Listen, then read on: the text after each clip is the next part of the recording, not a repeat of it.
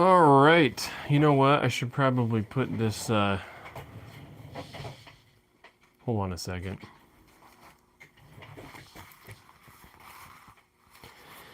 We have.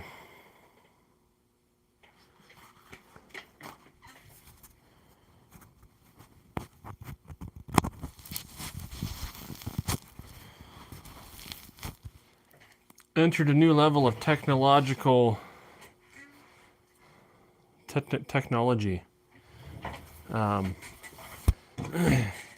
So let me know if you can hear me on the live stream there. I'm using a new mic system that my brother sent me generously enough. So let me know if you can hear me okay.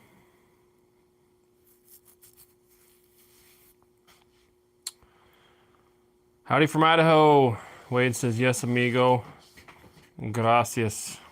All right, cool. Well, today I'm working on some sheaths. I got some knife work done earlier today, and I need to get some sheaths built for a number of knives, and I'll show those to you because that's what we're doing now here on the live stream. And I'm going to try to make this work here with the phone, camera, etc.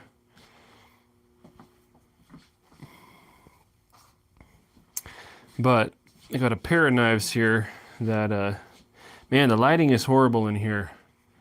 Sorry about that. But I got a pair of knives here that I'm making sheaths for. And I don't know if you can see those. They're Damascus. And it's the first set of sheaths I'm working on here. So.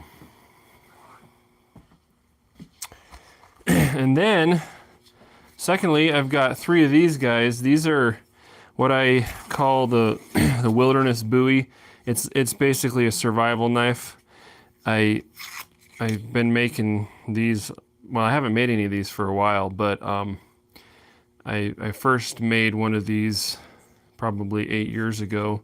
Just a bigger kind of chopper / survival knife, whatever, no nonsense kind of a thing. And so I've got 3 of these to make sheaths for as well. And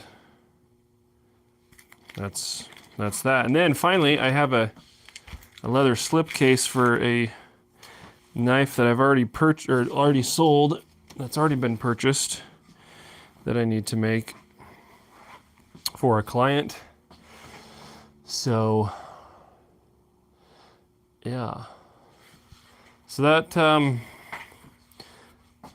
yeah, this is a what is it, a Cobra Class 3 machine. It definitely makes the stitching much easier. Which is actually what we're going to be doing first here. Now my setup here is not super conducive to actually making room for a camera, so I'm going to do the best I can. Hopefully it's not horrible. But the thing about a shop, any kind of shop, is a shop that you can work in and a shop that you can film in are not really the same thing. You can work in a fairly concentrated space and have a lot of different things going on, but once you try to start filming, you got to have room around machinery and things like that and tools to be able to get different shots and everything like that, and that can be a bit of a challenge. But so be it. That's the way it is, eh?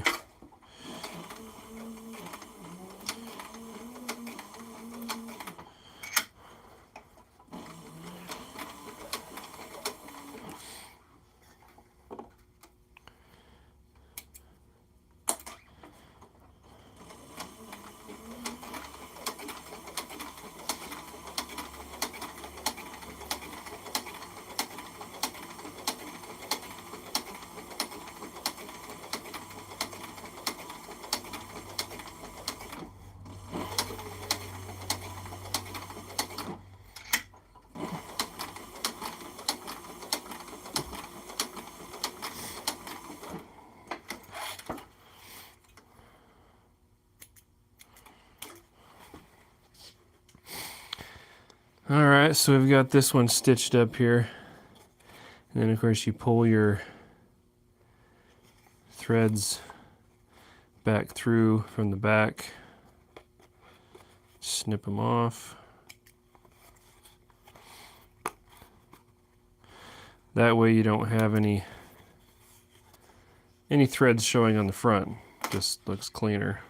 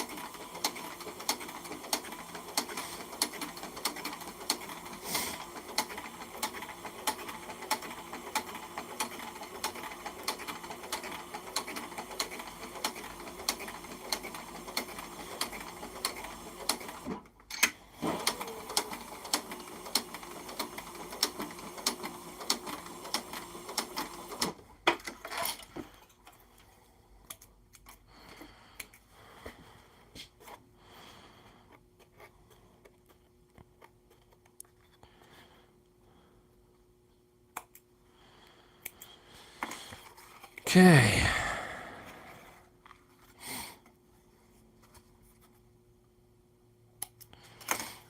So it's 90 degrees today.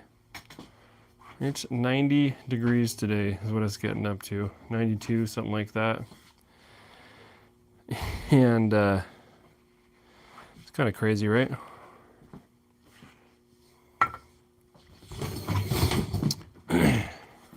Supposed to cool down a little bit about a week from now.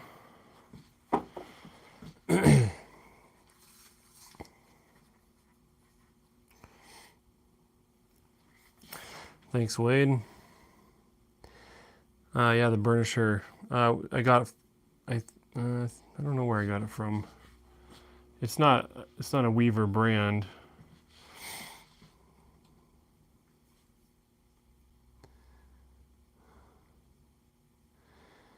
Aiden, any update on the MagnaCut knife?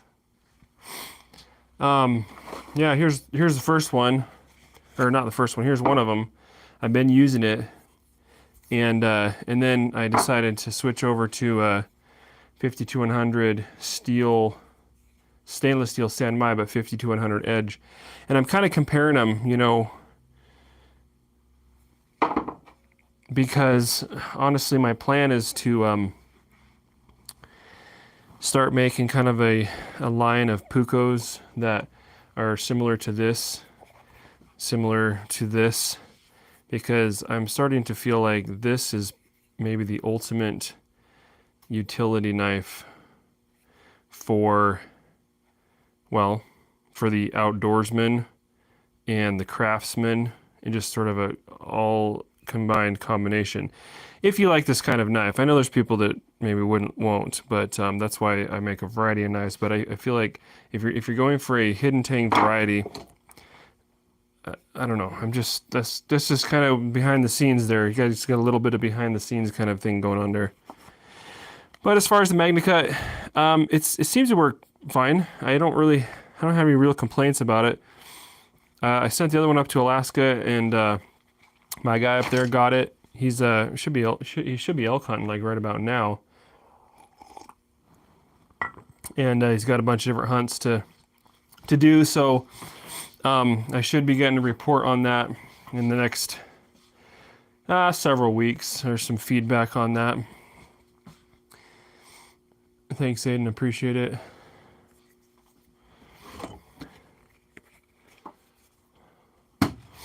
So the next thing I'm going to do is hit these with the edging tool here.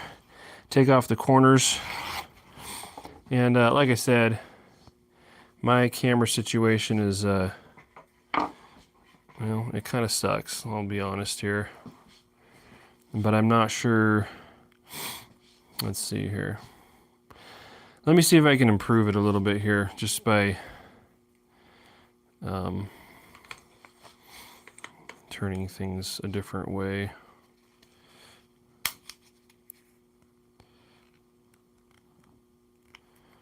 Possibly, somewhat.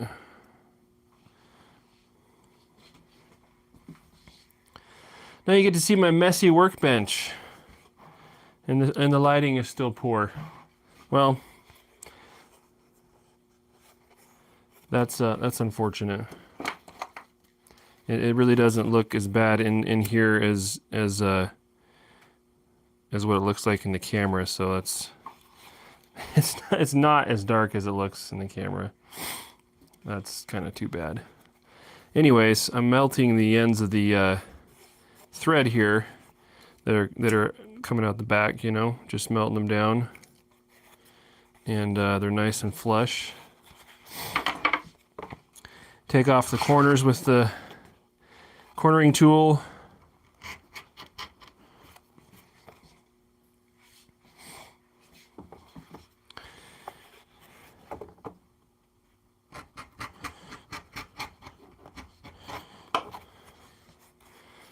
That's just how you do it.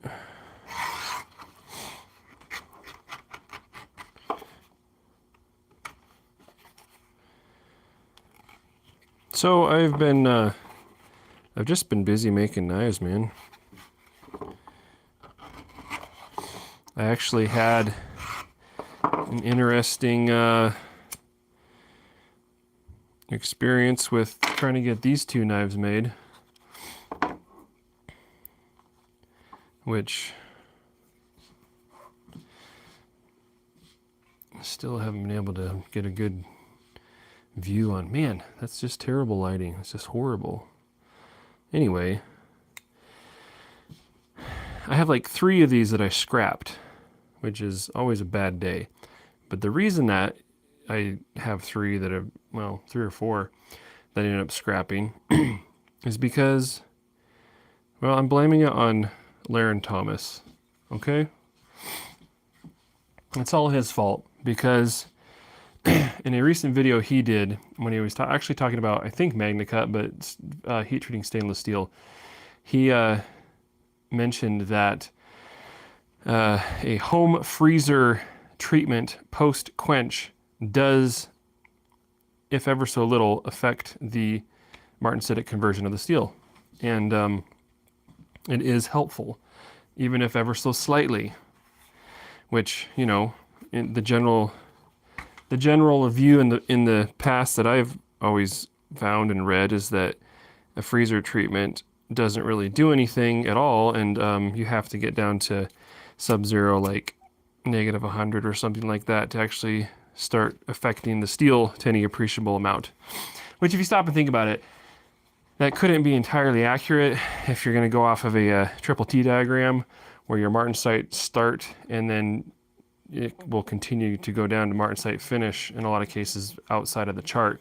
And so I guess it would make sense that anything cooler than martensite start is going to get you closer to martensite finish. But anyways, so all that to say, I've been putting my blades in the freezer post quench just because, like, even if it hardly does anything, you know, see if it makes tiny bit of difference or something. Well, the problem with these, and this has not been an issue at all with the mono steel blades, but these being pattern welded Damascus, this is 80 CRV2 and 15N20. Now, the lighting is still terrible, but if you've worked with these steels in the past, you'll notice that the way these different steels, well, the way the nickel steel reacts to heat in the contraction and expansion and conduction of heat even is a little different. And so with those two different steels in there, they're not expanding and contracting at quite the same rate. And so what I actually had on the 3 or 4 knives that I scrapped was I had a split right in the center of the blade. Either on a couple of them it was up in here, and then on one it was right on the tang. And if you're not super careful and carefully round off everything and don't have any linear scratches, heavy linear scratches that act as a stress point. That's what was happening. I kept getting, I'd put them in the freezer and they'd pop apart because those different, first I thought it was a D-lam. The first time I was like, maybe I had a bad D-lam in my billet. Well, it wasn't. It was a crack. It was a split. So after the third time, I'm like, dang. So what I ended up having to do is actually, with a 220 grit belt, really carefully round everything off. And something I don't normally have to do because I don't normally do this freezer treatment. And that took care of it. On this last one, I was super nervous, but I was like, well, I put the other one in the freezer and I want them to be the same because, I guess I'm OCD about it. So I had to put the last one after. So I kept making pairs of knives and one would like self-destruct. And anyway, it was a bit of an interesting experience. And that's never happened to me before. I don't have blades crack out of the quench because I use mark quenching. And so it's never been an issue, even with the Damascus blades, except maybe like a couple times, years ago. But then I started doing this freezer treatment. So obviously it's affecting the steel somehow. Anyway, so that's why it took me so long to get these two knives built. So there's that little story for you that you probably don't care about, but there you go. There you go. Aiden, that'd be great. Yep. Appreciate you enjoying the video here.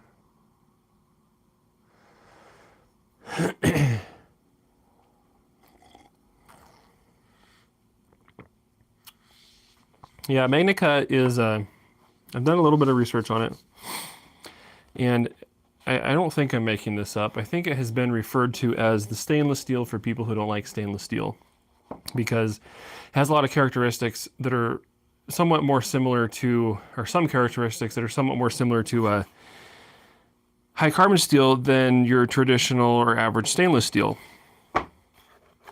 And that's all fine and good.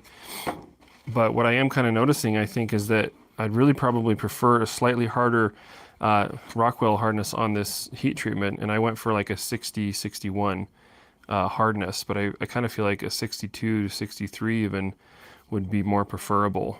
Now, what's weird is that the abrasion resistance seems to be, better than even like 52-100, which is totally expectable.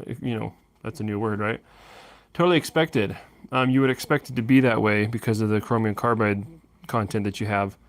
But what's weird is that the blade, the steel can be a certain hardness, but have a higher or lower abrasion resistance based on the carbide content. And so honestly, I'd kind of like this blade to be a little bit harder because I do dumb things like whittle brass with my knives just to see how they perform. And I didn't feel like it did quite as well as some of my high carbon steel knives do. But as far as abrasion resistance, it seems, well, the jury's still out. I don't know. I just think it might benefit from a little bit harder heat treatment. But honestly, this knife is done fine, but I'm not looking for fine. I'm looking for excellent. So that's when I decided to compare it to one of my 52-100 edge blades. And so I've been carrying this around for, well, I made this one, finished this one earlier this week. Anyway, I'm getting sidetracked here. I need to finish these two sheaths here and then start on a couple more. So the next step on these guys, I'm gonna just oil them. And I've been using, well, I ran out of daubers with the swabs for applying oil, and they're in the mail with some more leather, but it's a pain in the neck to oil these things without those daubers, but I don't have any more, so I'm gonna have to do the best I can. But anyway, I've been oiling stuff with this harness oil. It's from Weaver Leather. It's called Neatsline Harness Oil Light. Blah blah blah. It has Neats foot oil in it and other stuff, but it just kind of conditions it and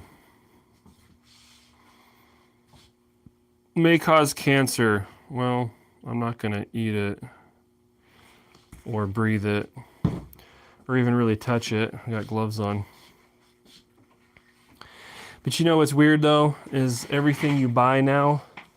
No, not everything you buy. Everything I buy basically now for the business says that with the California. And it's a good thing I'm not in California because a lot of the stuff that I buy causes cancer in California. So Randy, you better watch out. You're in California, right? Anyway, hi Randy, how's it going? Yeah.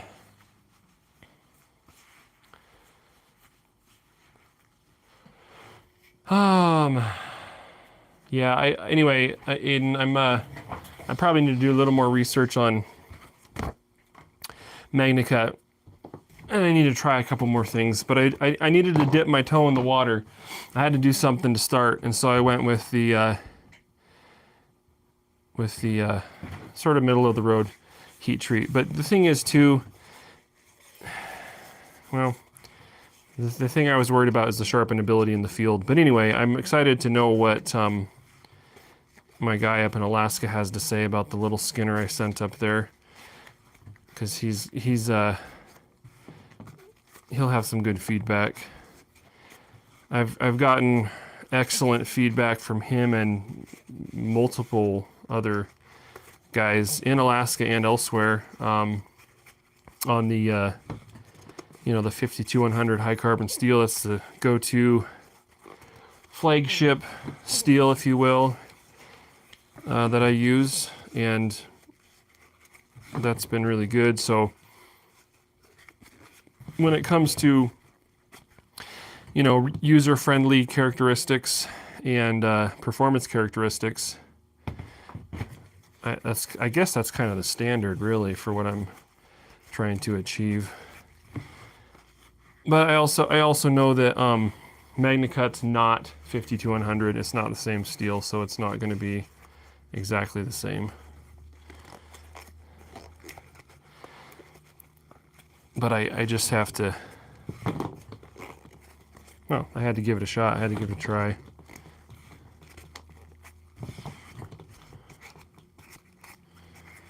All right, so just soaking this sheath down, and it'll soak up that oil.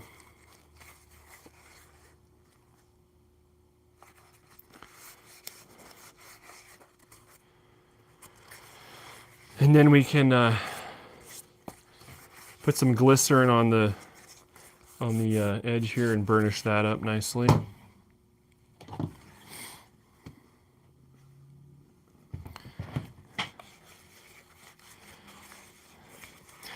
This is full grain veg tan leather. I do get it from Weaver Leather. I've taken to purchasing the utility grade double shoulders. That's what I get, 7 to 8 ounce. And I buy the utility grade because they're cheaper, but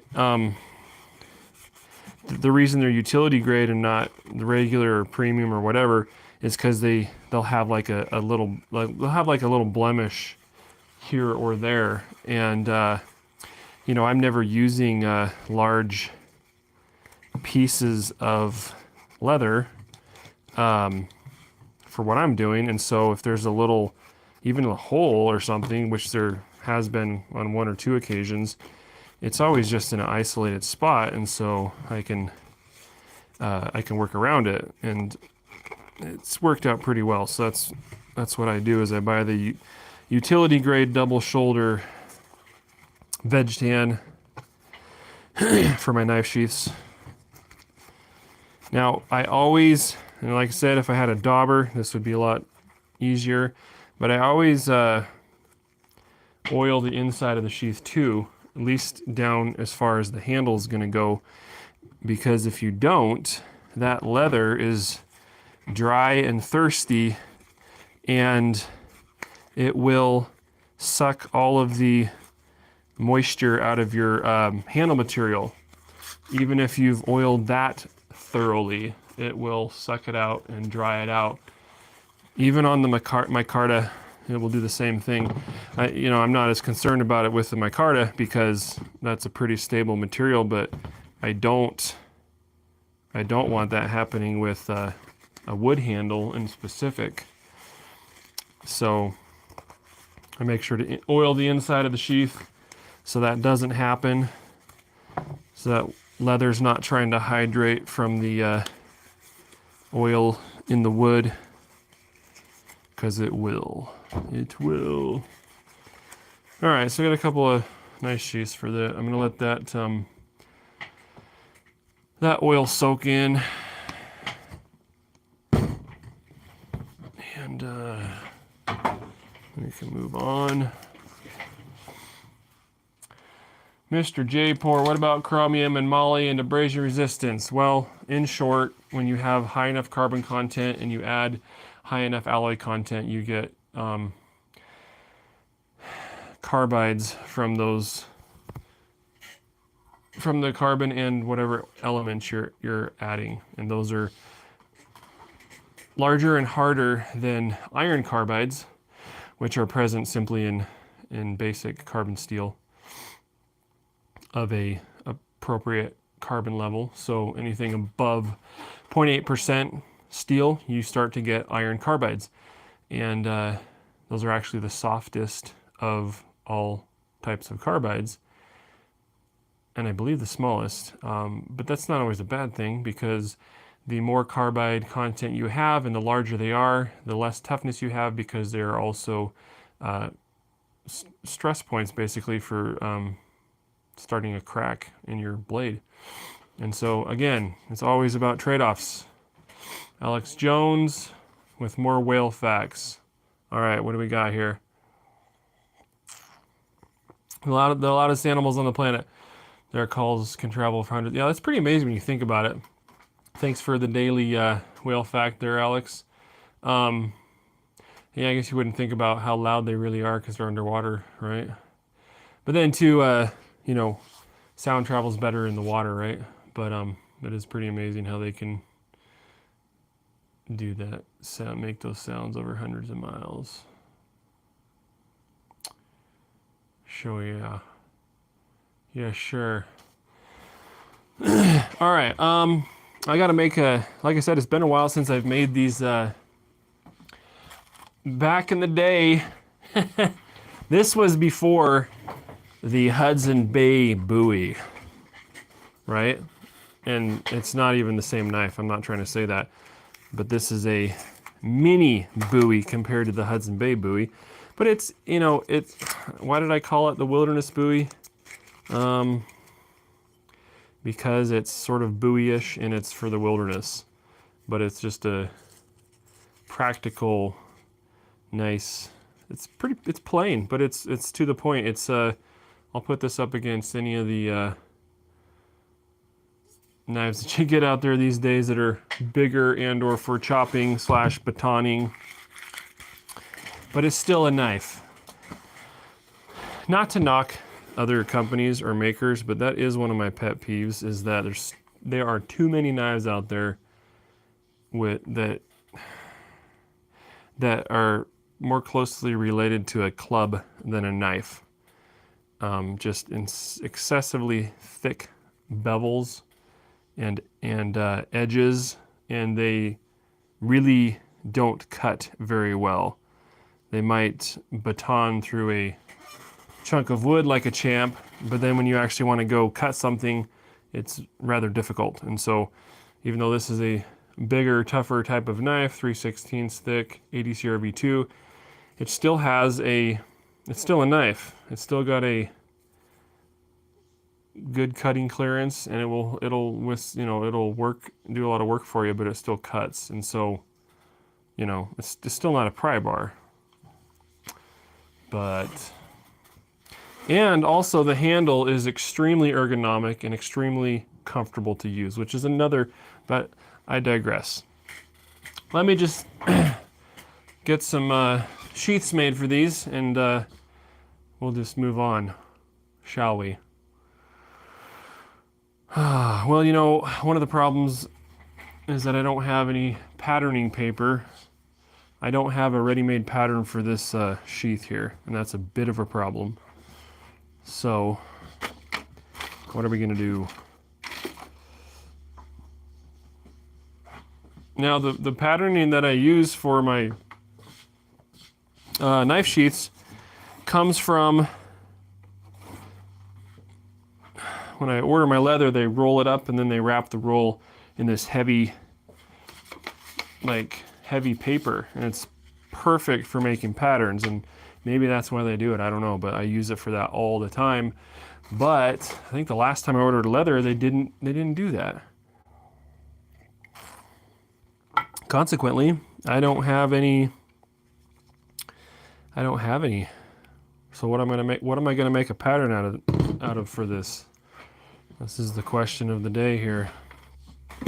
Question of the afternoon. Well, I might have to repurpose. Here's a pattern for a different knife, but maybe I can repurpose it, turn it into a new pattern, but then I'm not going to be able to do the fold over construction, the single piece pouch style, because I don't have enough material to do that. But maybe I don't want to. Maybe I just want to do a full stitch around, you know. That's what I'm going to have to do anyway, because I don't have the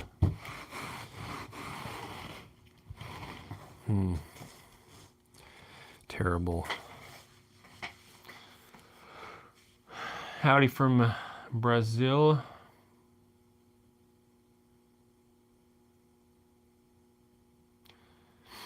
And I can't read that other comment because I don't know that language. All right. So because most of the knife, well, not most, yeah, I guess so lately anyway. Most of the knives I make are one-offs, and none of them are exactly the same. You know, I do make models that are very, very similar that I can use the same pattern of sheath for, like the classic Kephart. That's one. The Nessmuk, that's another. But most of the knives I make are one-offs, or they're not exactly the same, and so there is no pattern that I can use for all or most of them. And so that being the case, I end up making I make a new pattern for almost every knife that I make for the sheath, and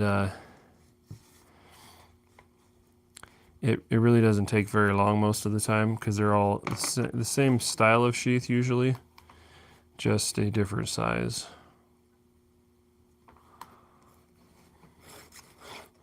But I'm having to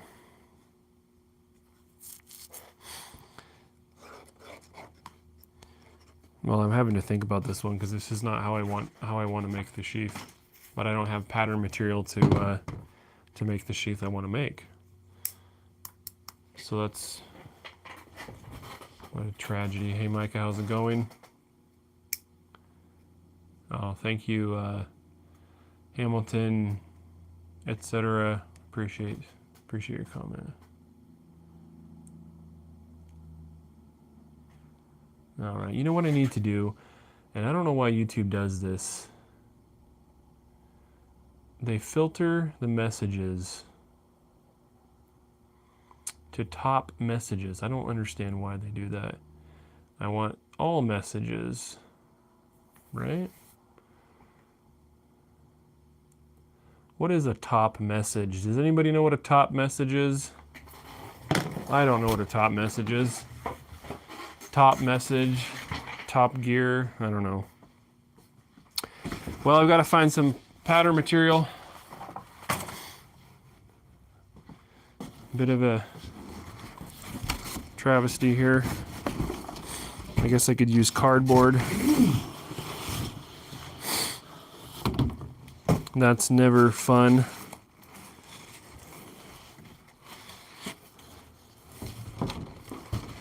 Good grief.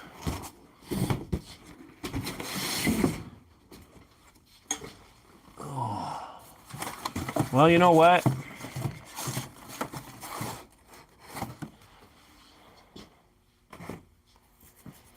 You know what?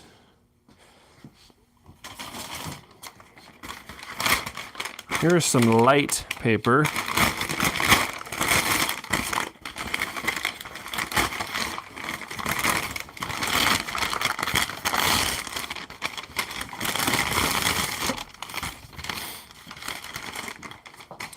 This is not the paper I'm looking for, but I think it'll have to do.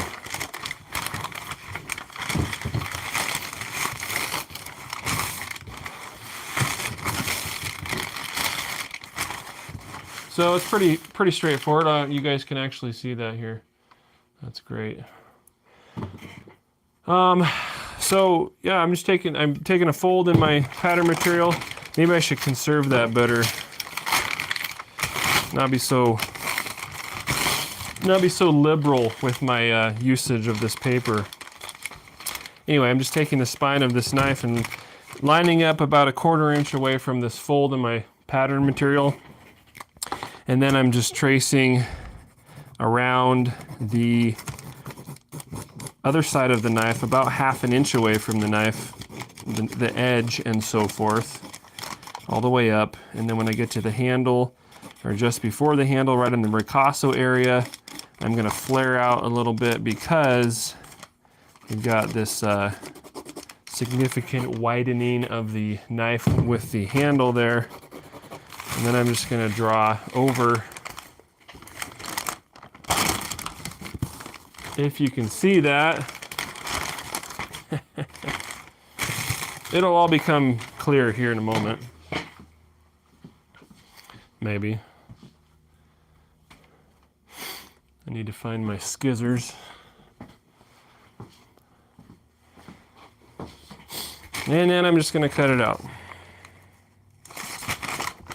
It's a little easier from this side.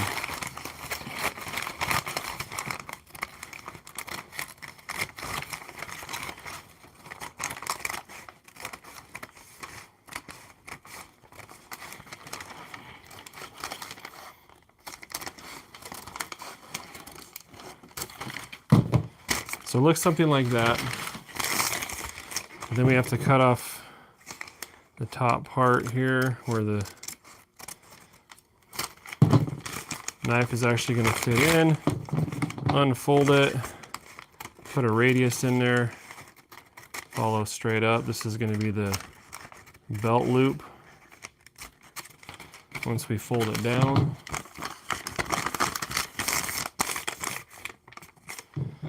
and same thing here.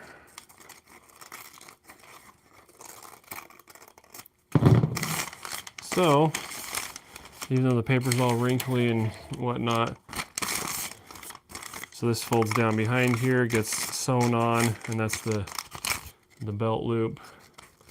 And there's the knife sheath, minus the the welt. Anyway, this paper is very flimsy and thin. Definitely not my preferred pattern material at all, but it's all I have on hand at the moment. So we're gonna have to make do.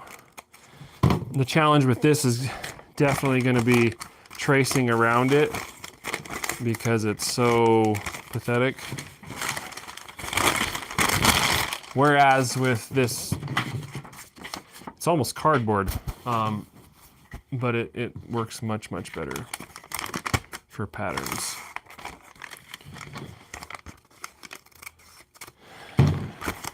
All right, let's see what people are saying here.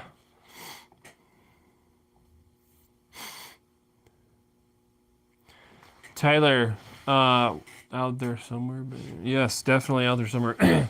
Well, I'm in Texas. Mr. J. Poor, have you played with modified skinny guys? Full thickness blade, rounded like a Scandi to the edge, then some compound micro bevels. Hey Eric, how's it going? I'm gonna be working on your blade cover here in a bit. Right now I'm trying to make a couple sheaths for these guys. Dropping things. I'm trying to figure out what you're saying about the modified Scandi grind here.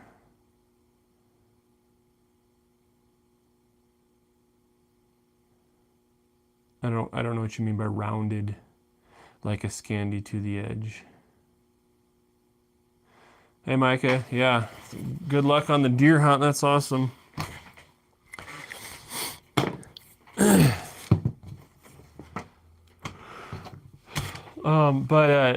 Anyway, to try to answer your question, I have kind of tried something to what you're talking about, like a micro bevel on the Scandi grind, which it strengthens the Scandi grind, but it does kind of ultimately defeat the purpose of the Scandi grind. I'm not a big fan of Scandi grinds, frankly. I understand their purpose and everything. They're made for working with wood, and more specifically, they were made for working with softer woods like spruce, different types of species that you find in the boreal forest specifically. And those are typically on the softer side. And, they're also used for processing animals and animal products and meat and so forth, which are all sort of soft as well. And so they work really well for that. For a all-purpose, just any knife really, if I'm going to choose, I'm pretty much always going to go with a flat grind, or also sometimes a flat / convex grind, which maybe you just call that a convex grind, but I say flat plus convex because with just a convex, usually it seems like more material is left on the blade than with a flat grind. But you can do a flat grind, leave the edge quite thick, such as 75 thousandths, and then put a convex edge on that. And that's sort of, in my opinion, the best of both worlds. And you get a very positive edge that's quite strong, and it acts a lot like a Scandi grind knife, actually. But in general, I prefer a flat grind. And I also, my flat grind knives have a very, I prefer a pretty thin edge. Like this spine is about 200 thousandths, but the thickness behind the edge here, I'd say was about 15 thousandths. So anyway.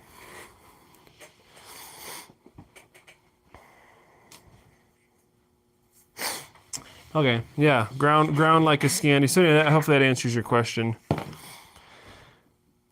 So I am, you know what, I don't have a lot of leather left until my other shipment comes in here. So I'm just gonna probably do one of these Wilderness Bowie knife sheaths. And then I need to do Eric's blade cover. And my leather should be, I don't know, it should be here by now, but probably tomorrow, hopefully.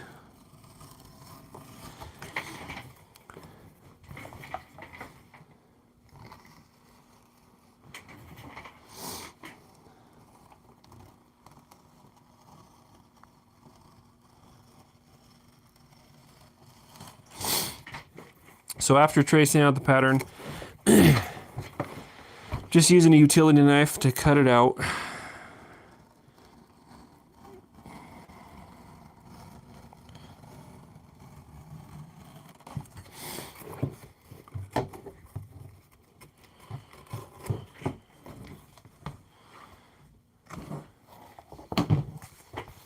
So there's the leather, and then it's gonna fold over like this.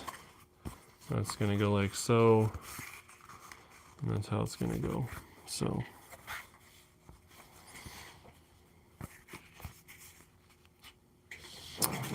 that is the deal.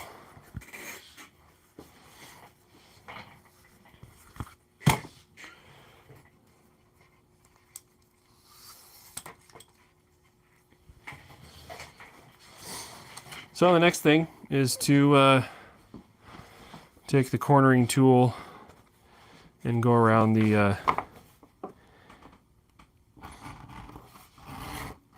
edges at the top part of the sheath here.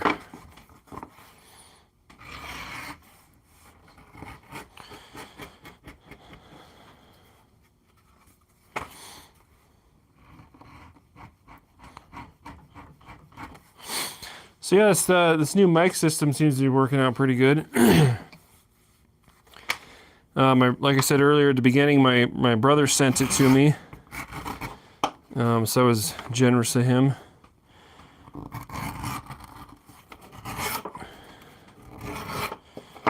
You can check out his channel. It's linked on the featured channels on my page. It's called Everything Yukon, and he does a little bit of everything that a professional redneck would do.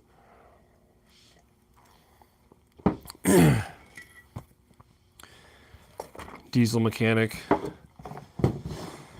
Gun nut. Well, I don't know about that, but for the purposes of a entertaining channel, I guess. I don't know. Deer hunting.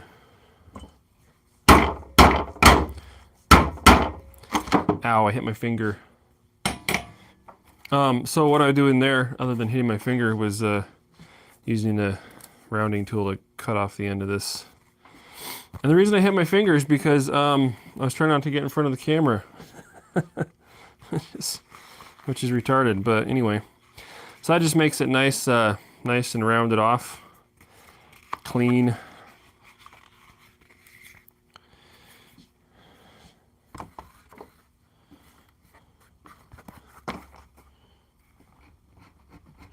Alright, so the next thing I do is I'll just take some glycerin here and put it on the edges and then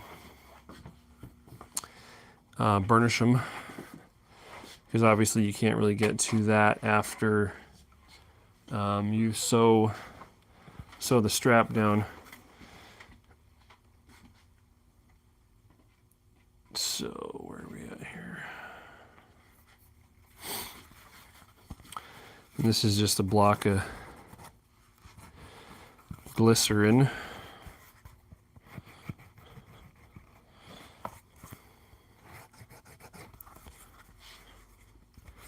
I used to burnish these by hand, including the welt on the knife, you know, once on the knife sheath, I mean, once it's all sewn up, and that is that's,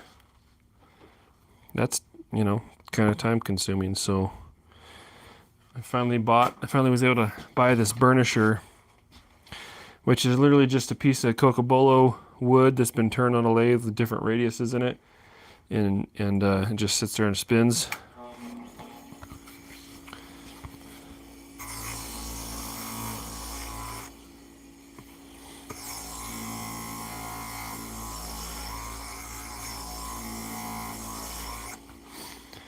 Puts a nice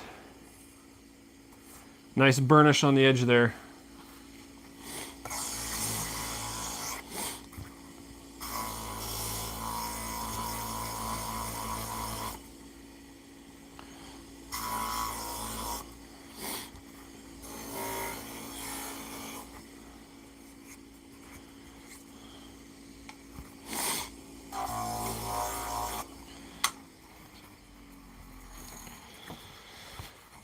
So that's all there is to that, really.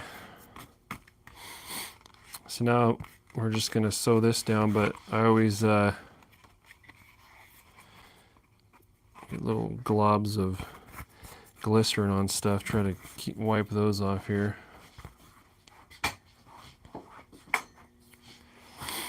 All right, so next step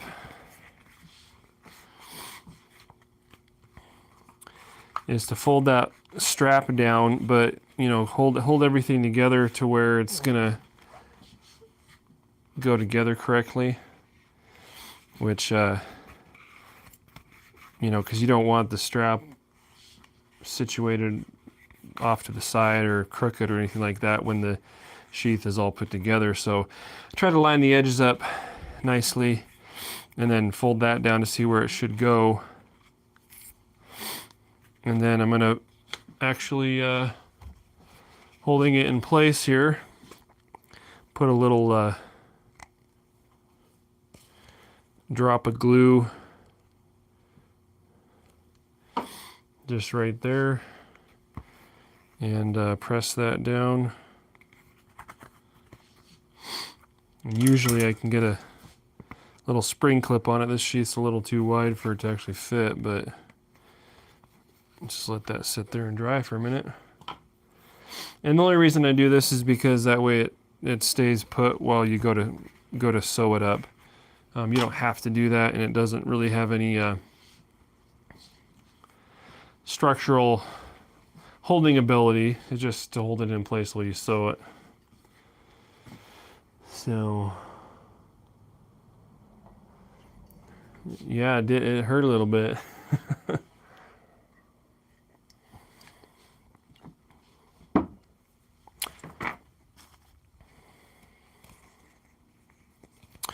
So on that same note, now that these two sheaths here have the oil soaked in, I can do the same process, the same burnishing process on the edge of the welt here, which is this edge right here. And the reason I do this after oiling is because if you do the glycerin on the leather before oiling it, it seals it off, and so the oil does not soak in at that point, which isn't necessarily a major problem, except there's a difference in the coloring at that point. Because the oil darkens the leather, so if it's not soaking in on this part, then you're going to have a difference in color that I don't really like. That it doesn't look consistent. So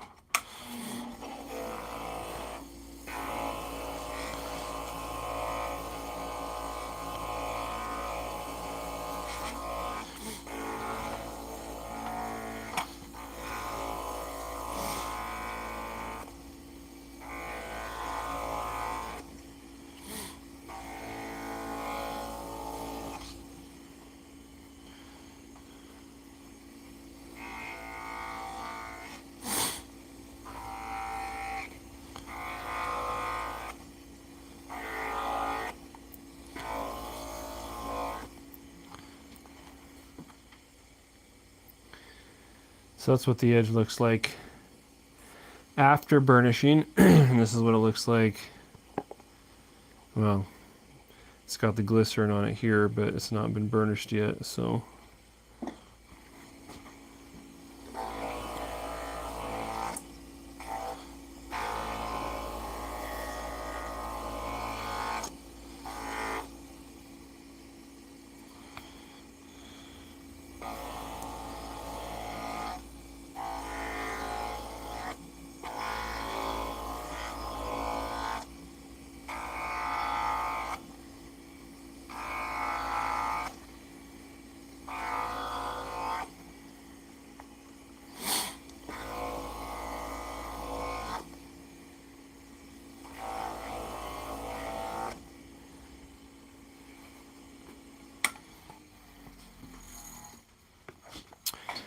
All right.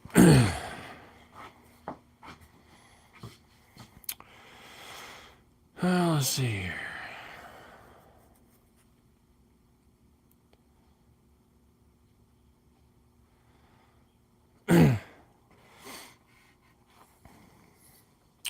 So yeah, these sheaths are ready to go. I'm just gonna, let's make sure they fit, eh?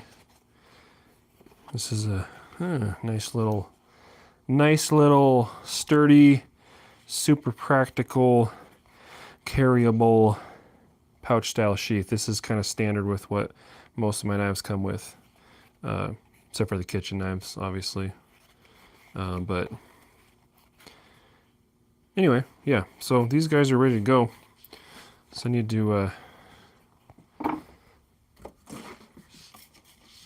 get these wrapped up probably here, but I'll do that in a little bit.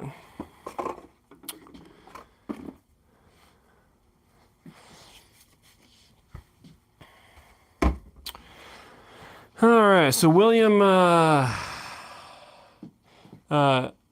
Weaver might sell that burnisher. I don't remember. I don't think I got it from Weaver. It's not a Weaver brand. Oh, it's a Leather Machine Co., which is the same Leather Machine Company, which is the same as the Stitcher, the Cobra.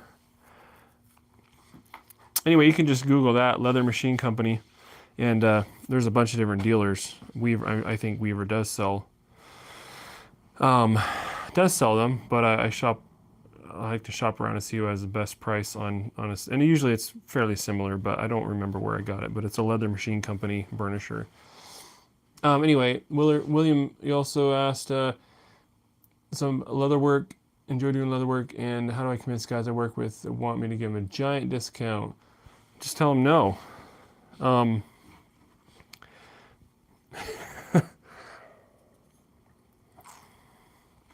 mean,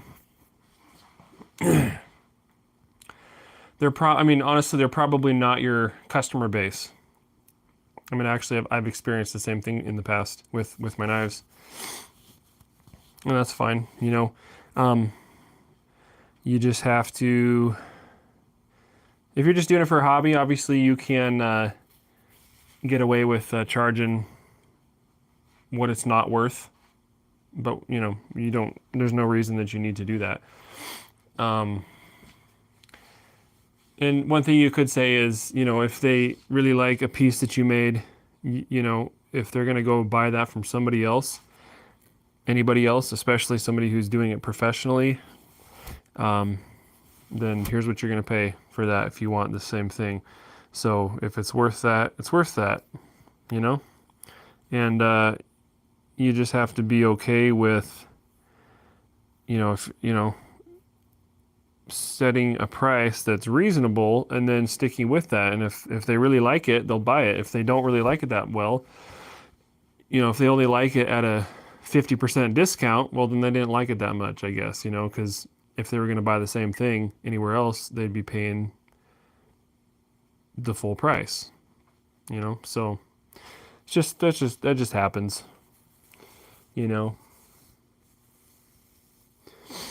Jacob asked if I got any seconds I want to get rid of. You're talking about knives. No, not really. I don't, at least not at this point in time. I don't really do that for the most part. If I have something that, I just, I don't right now, and typically I don't, so. There's a couple different reasons for that, but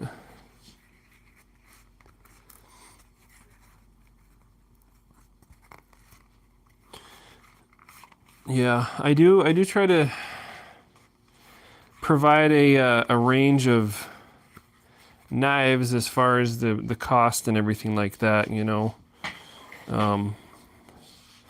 but in general I don't do seconds, and if I did, I have a couple times in the past, and they are marked as such, but I don't generally, that's not something I do or want to do, because I don't want stuff out there with my name on it that is not the best quality that I can do. So that's just kind of my thoughts on it, but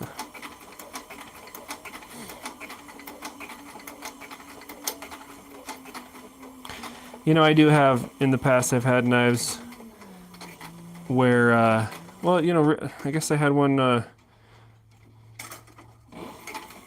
I discounted a little bit because the handle wood had a check or a crack in it that I filled up with super glue, you know, so it was structurally fine. It wasn't going to come apart or anything like that, but it was a cosmetic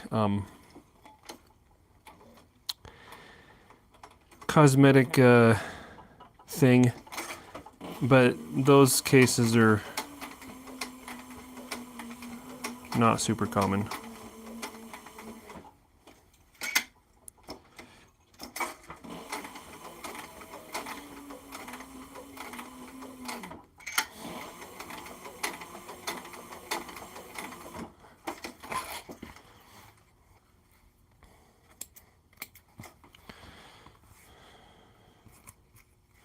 So I just stitched this down here, this belt loop here.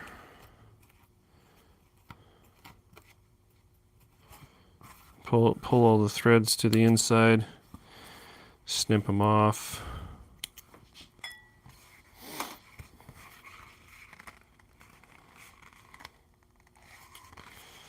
And then we can make a welt for the inside.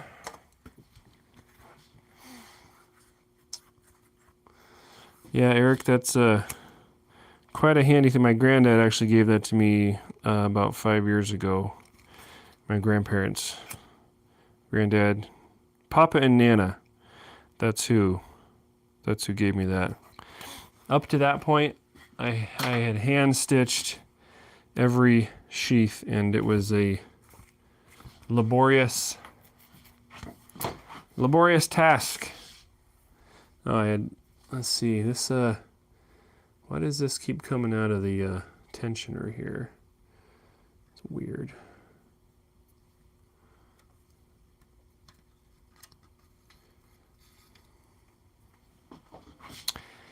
Anyway, so it's been a huge blessing because hand stitching leather sheaths in the quantity that I make, well, I wouldn't be able to make the quantity that I do if I had to do it by hand, so. All right.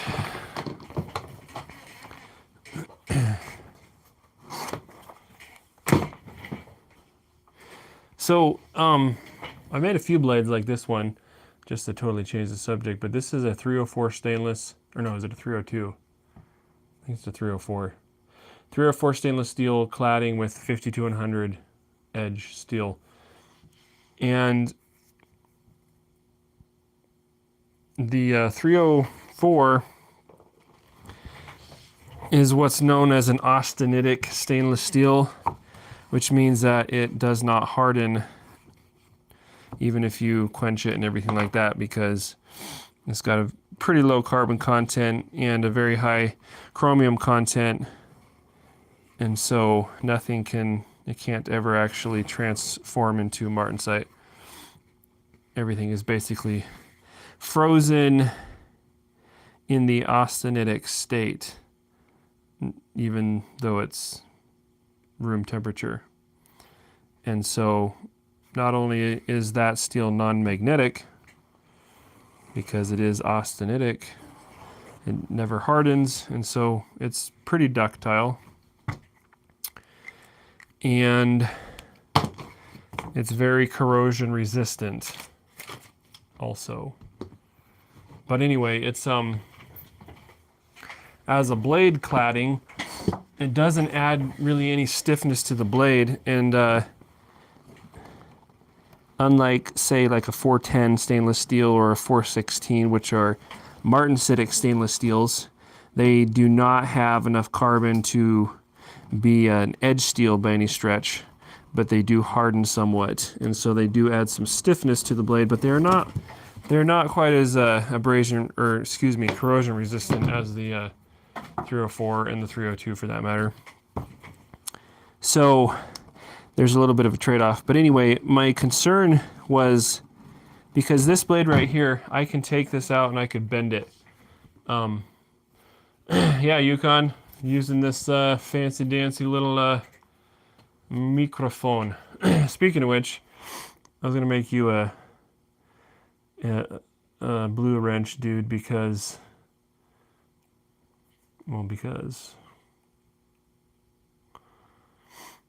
anyways, that's my brother who sent me the microphone setup here. Where was I? Yeah, so anyway, so this blade right here, now this is what's interesting, is traditional Sanmai is made with wrought iron as the cladding or mild steel, which is also quite soft and doesn't add much for stiffness,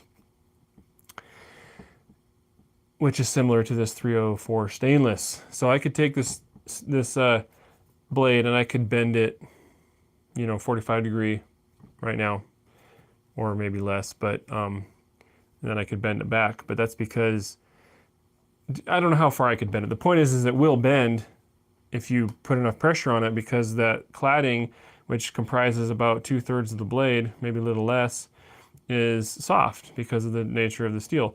And so what you have here is a blade that you're not going to break this blade. But I was a little concerned, not overly so, but I just want to make sure that it's just in general use. Is this ever going to tweak on me or do anything like that? And so far, absolutely no issue whatsoever. And this harkens back to, speaking of Puukos and Scandinavian and Scandi grind blades, many of those, particularly in the Swedish blades, I think, are laminate blades. Traditionally, they're laminate blades. And so they have similar characteristics. Anyway, so I'm just kind of testing this blade out here because as I mentioned earlier, I've kind of been experimenting with what's it called? A standard, I don't know, what am I trying to say? But just like a Puukko knife. These are both somewhat similar, but they both have super ergonomic full grips and a medium-sized blade, full flat grind, just very, very practical knives. And I've been thinking about this for a while, so I'm going to be making kind of a line of these, so to speak. And I want to offer them in, the 52-100, just a mono steel forged blade, and then also in the Sanmai. So I'm testing this one out. Long story to basically explain that I've been carrying this knife to test, kind of see how it performs in general use, and so far I've been really happy with it. And I still do really, really like the 52-100 steel. I just don't know what else to say. It's just really good. And the other thing about this is that I can harden and I can heat treat this edge steel to a higher hardness and not have to worry about the overall toughness of the blade, because that is handled just fine by the stainless steel cladding, which is adding all kinds of toughness to the blade. So breaking the blade is not a concern within any reasonable, even unreasonable realm of use for this knife. So anyways, I've cut out a welt here, and that's just a piece of leather about 3/8 to a 1/2 inch wide. Maybe not quite 1/2 inch. That's exaggerating, I guess. Anyways, I'm going to glue it to the inside here along the line, And then once that dries enough to where it's going to stay, I can fold this over and glue it to the other side. And I want to make sure it's lined up with the outside edge here. This is all going to get cleaned up on the grinder sanding belt. But that's how that goes. And of course, this is necessary to keep the knife edge from cutting into the stitching, because the stitching is going to go somewhere in here, you know, at least 1/8 of an inch away from the inside of the welt. And that is what protects the stitching from the knife edge and keeps the knife from self-destructing or destroying the sheath. I guess that's not self-destructing, but anyway. So yeah.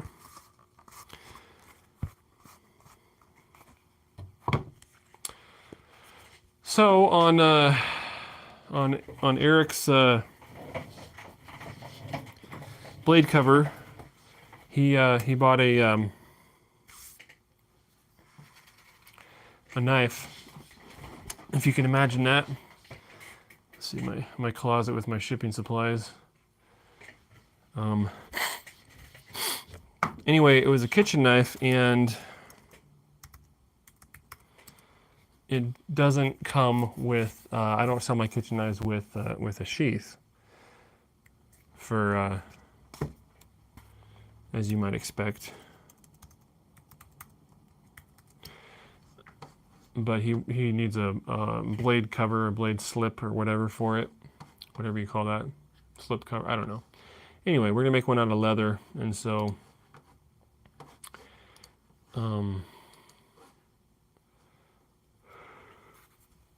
excuse me. I got to pull up. Oh, I guess my leather is here. It appears.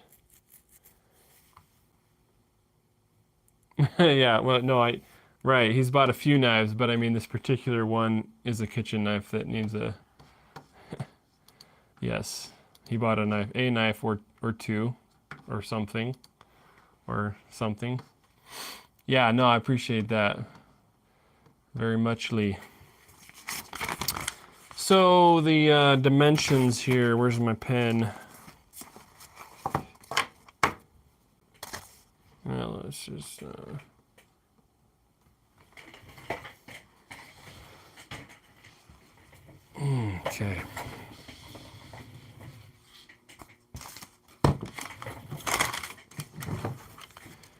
I think I can use this piece here for a pattern.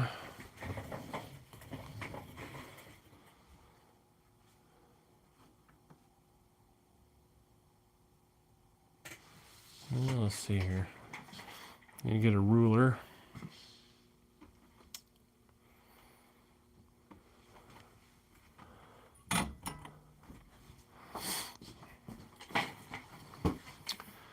All right, so the dimensions on this blade are 7 1/8 inch long, 2 3/16 at the heel. It's like it's a Santoku. So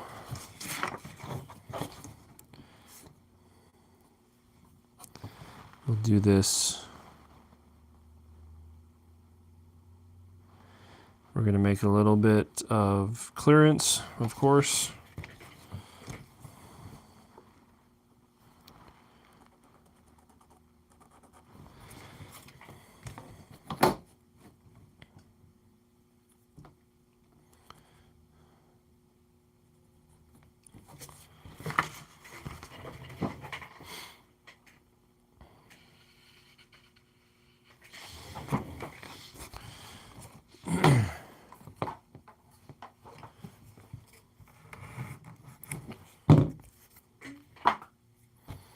Little pieces of leather off of that piece that are just in the way. All right. Now this is easier to do when you have the knife on hand, but knowing the shape of the knife and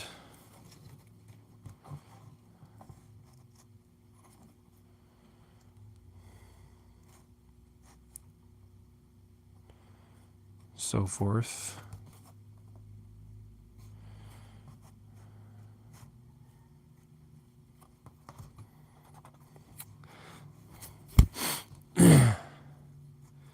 So anyway, I have to go, I have to make sure I have clearance, about half an inch of clearance around the whole profile here.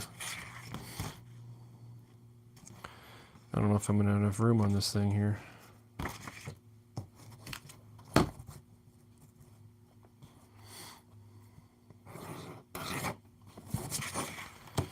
And the half inch is for the welt, so I have a blade dimension, but that has to be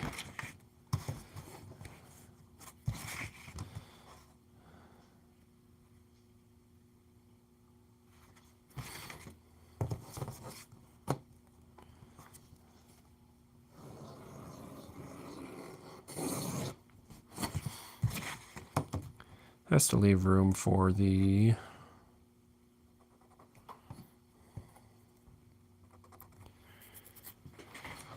the knife has to come in and out, because if it's just perfectly tight, it's not going to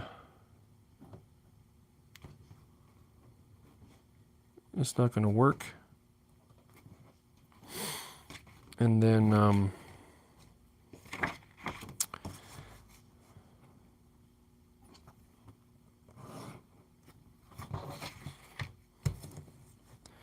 we also need clearance for the welt. That's all I'm trying to say. That's all I'm trying to say here.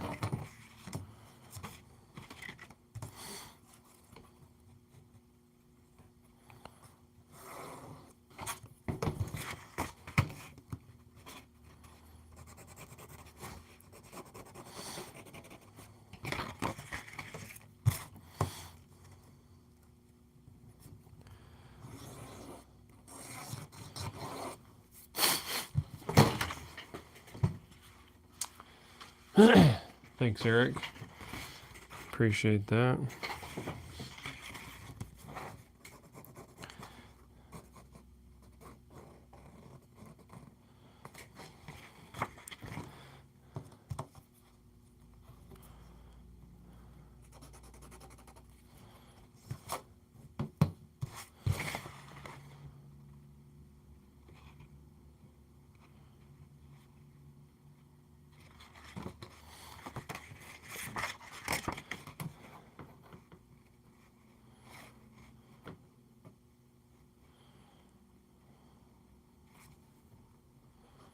You know what I should probably do is I should probably make it an option to buy a blade cover for the kitchen knives that people can purchase. That would be easier to make it for the blade when I have the blade still.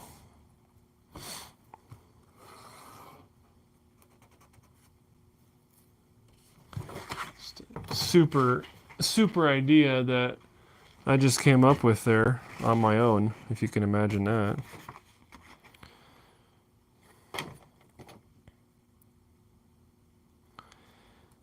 I know it's hard to believe, but okay.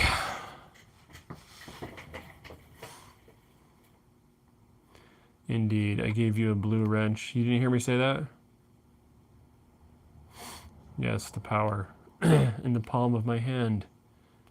I think that's a Spider-Man quote. The power of the sun in the palm of my hand. Doc Ock. So yeah, I have a couple kids that like Spider-Man and all the multiple universes of variation, that there's like a 40 billion Spider-Man now, right? Anyways, so my little guy, like, that Doc Ock. It's funny. Dude, I don't know what lines I've drawn where and why. I'm getting confused. I'm confusing myself. This is what I have going on, people. Does that look like I know what I'm doing? No. No, it does not. Trust me, I have a plan. Jeez. Must be because it's the afternoon. Start using all these different accents, you know? Like certain presidential candidates. Not really. I'm joking. I mean, I'm not joking about... I'm not going to probably do that. Okay. The blade width is 2 3/16. All right? But I'm going 2 1/4 because you need the clearance. Okay? I got it. I understand that part. But then I need 3/8 of an inch outside of that on each side for the welt. Why is this so hard to visualize here?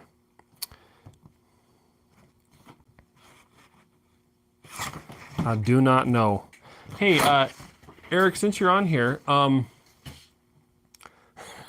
would you be able to measure, you know where the blade, the blade curves down in the tip here?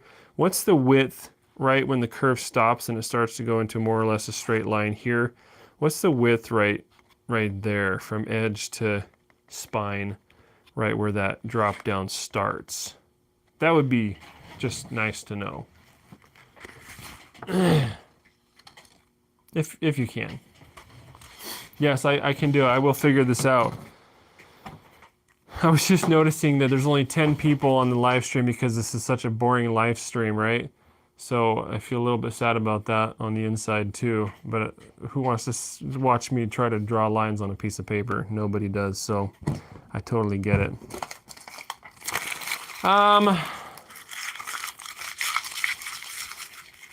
But I don't know what else to say. Let's talk about this knife again for a minute. This, and because of the poor lighting, you can't really tell, but this is actually stabilized bog oak. Now, what I did for, just because I've been trying stuff with stabilizing, is I dyed the resin, and this I stabilized a bunch of different things, but it's like an orange color, it's supposed to be a red.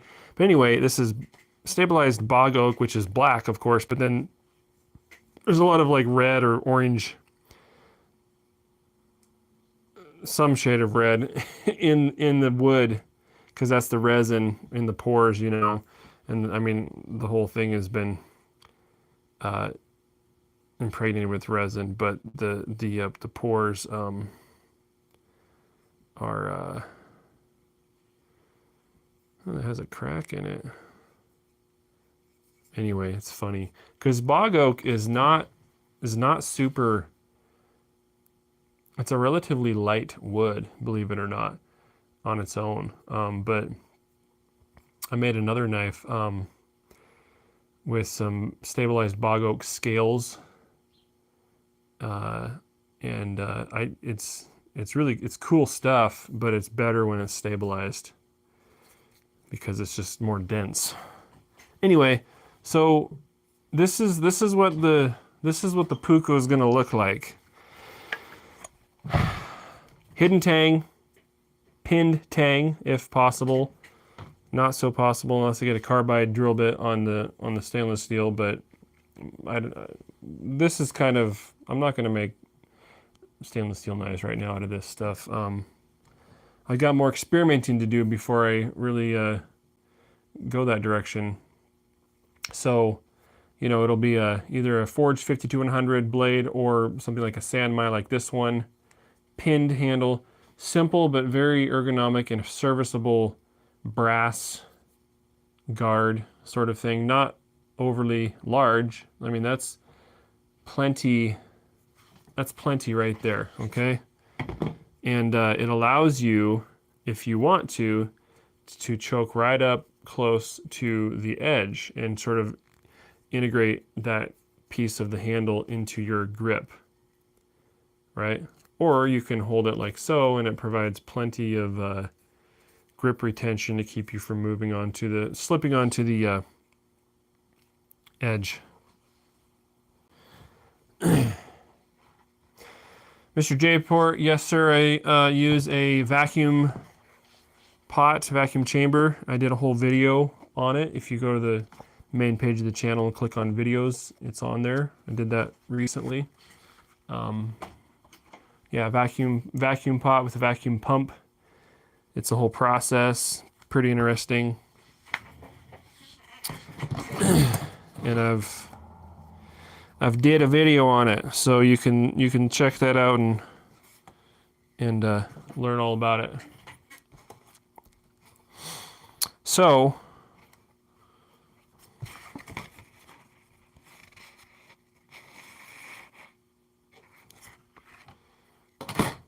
while we're waiting for that one dimension, I'm going to glue up this this part of the knife sheath here. So what's the temperature where y'all are at? Because like I said earlier, it's 90 degrees here today. And if that doesn't throw a guy off in the, what is it, the third week of October, I don't know what it does. So I'm curious to know what's the temperature where you're at. Because then I can try to live vicariously through your better fall weather than what I have.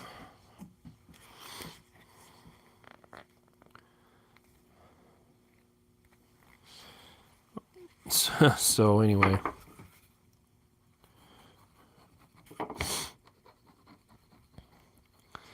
So the glue that I'm using is called Leathercraft cement. And that's what I use. It's basically water soluble. You can clean it up with water. It says high strength bonding for leather, cloth, chipboard, and paper projects. And it works just fine, but I don't think it's very permanent. But I don't really care. I don't want it to be. I just need it to hold stuff together while I stitch it up. But if you wanted like a really serious bond, you would need to use like the contact cement. And that's nice too, because it really kind of bonds the leather together into one. And for different projects, that can be very helpful. All I'm doing with this is keeping everything together while I stitch it up, and that is what is actually holding everything together. And at that point, the glue is kind of irrelevant.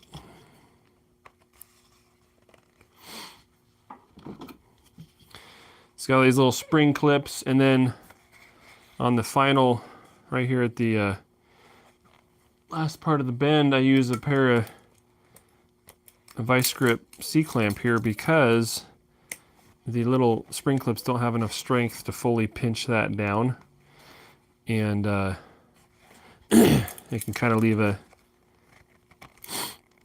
a gap there. This J-Port says Holland Sugar Beets and it's 52 and sunny. Nice. That's more appropriate fall weather for this time of October.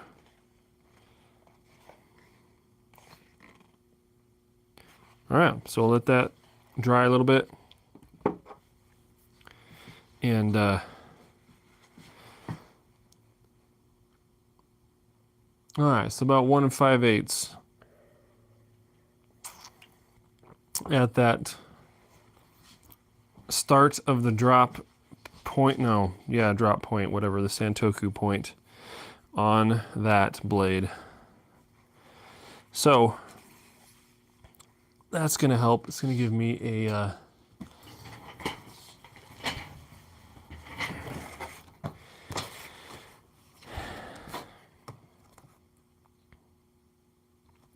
sort of a reference point here to move to.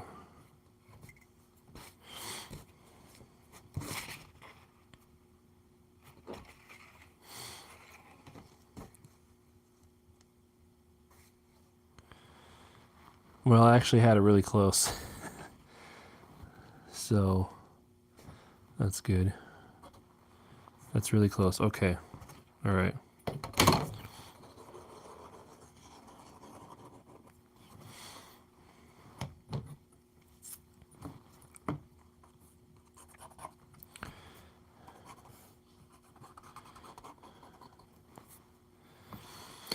All right. All right.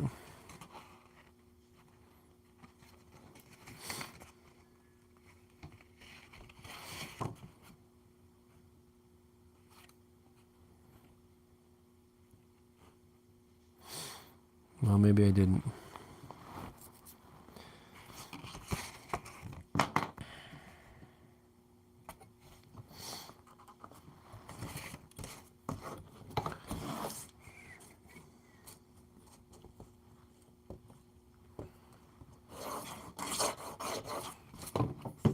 There we go.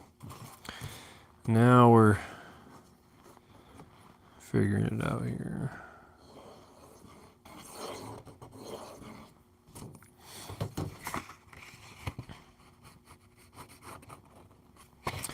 So patterns for sheaths of any kind.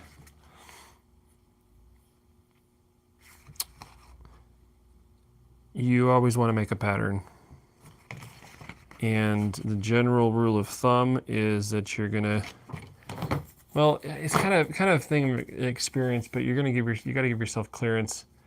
Start with more clearance around the perimeter of the blade and the shape of the knife than you think you're gonna need, because you can always take off some material, but you can't put any back on your leather or anything. So I'm just gonna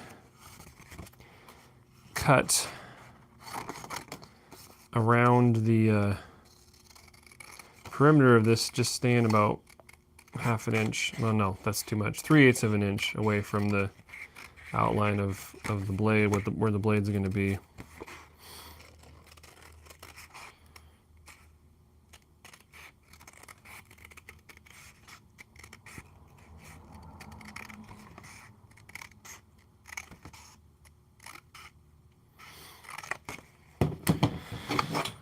Double check the length here.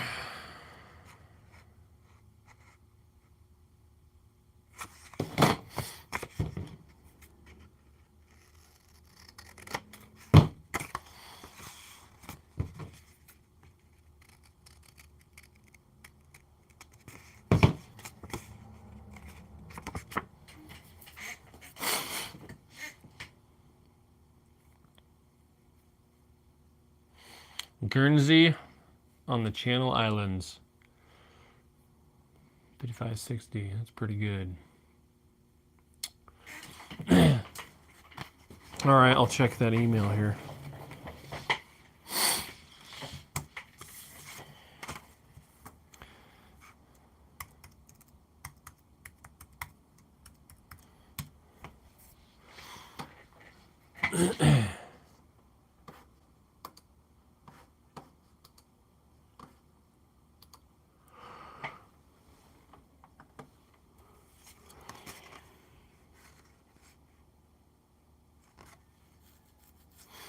All right, I think I got it. I think we're good. I think we are good to go. So now that I have my pattern, I just need to trace it out on some leather twice. But don't forget, you gotta flip it over in a mirror image so that you have the hair side and the flesh side on the outside on both pieces, because it's different on both pieces, obviously.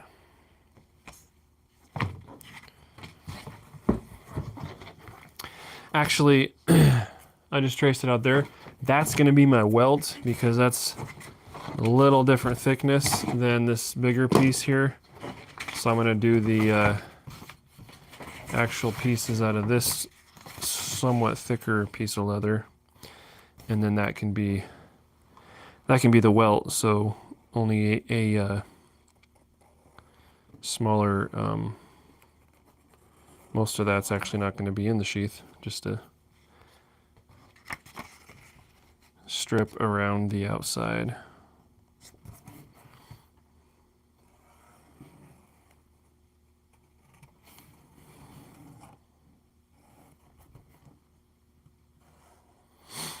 So anyways, you can see what I mean by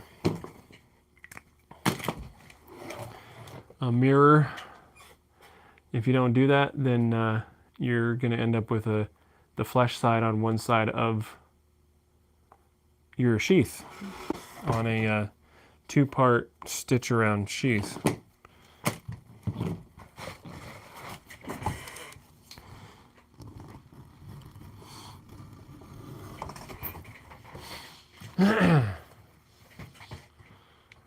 Ah, the British Crown dependency, eh?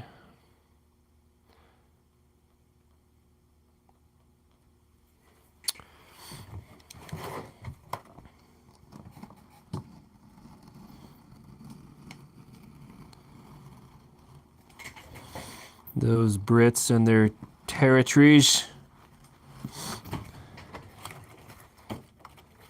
colonies and such. No, it's a bad word now these days.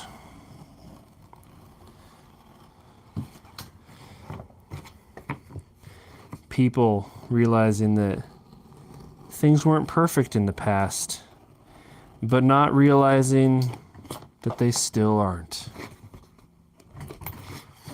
And they never will be.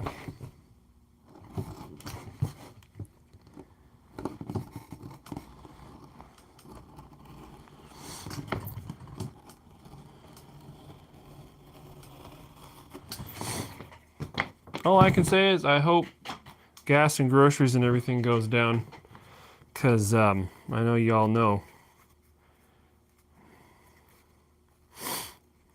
All I'm going to say is when we moved to Texas a little over 4 years ago, gasoline was $1.30 a gallon. And then 4 months later, or maybe 6 months later, whatever, the current administration took office and it immediately jumped to like over $2, I think, I don't know, to something, and went up from there.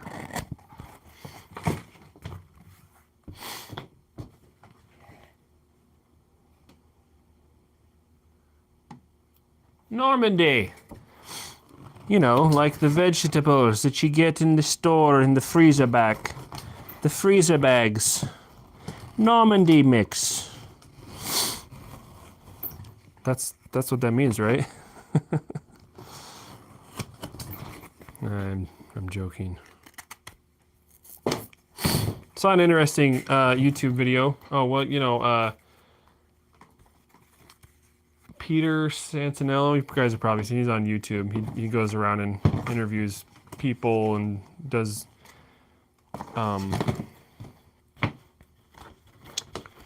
you know, different places and people type videos. And he was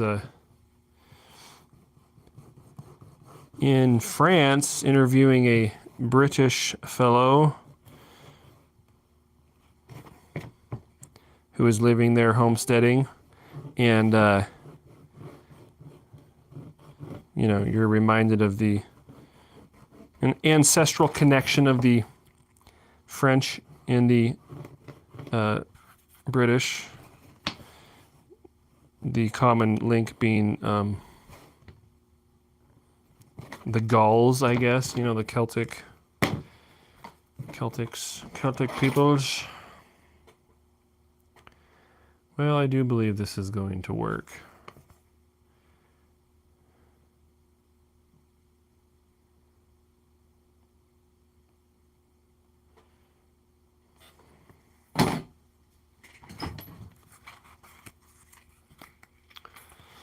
Yeah, and Texas has some of the lower gas prices in the nation too, so it's definitely a crazy thing. So I know we haven't even experienced the worst of it by any means.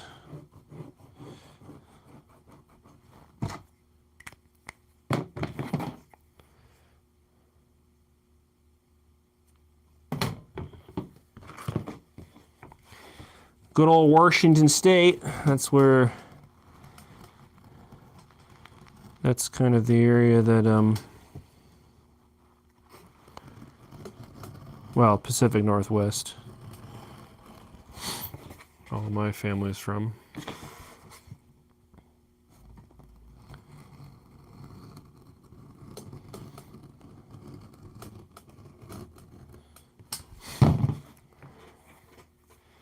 Just making sure that I have clearance here for this blade.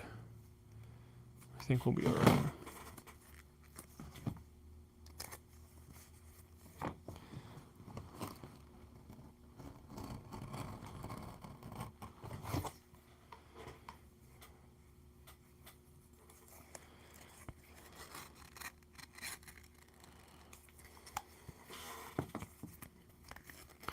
So I'm just cutting out the welt for the blade here.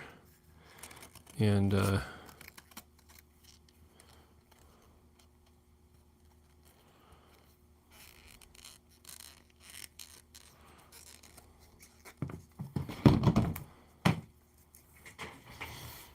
hopefully that all works out just fine. I think it will.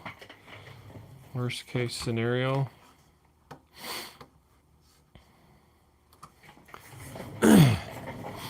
So, all right, perfect.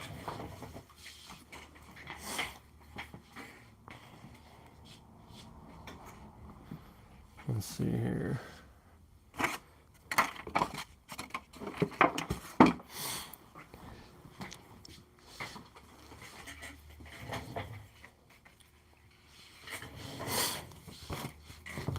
Just using the cornering tool to knock off the corners on the ends here. And then we can burnish those.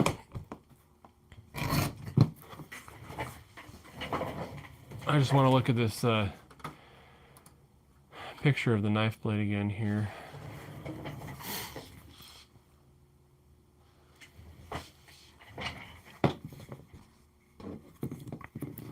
I think that'll be just dandy.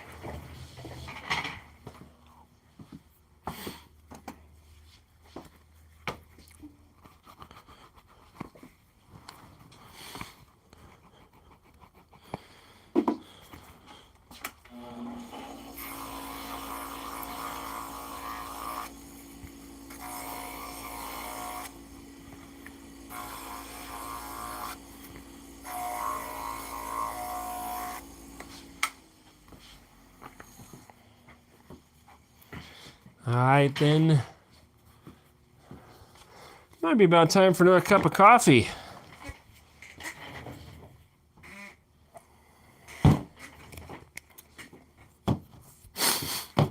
So when I put this welt in here, I'm going to put it on one side.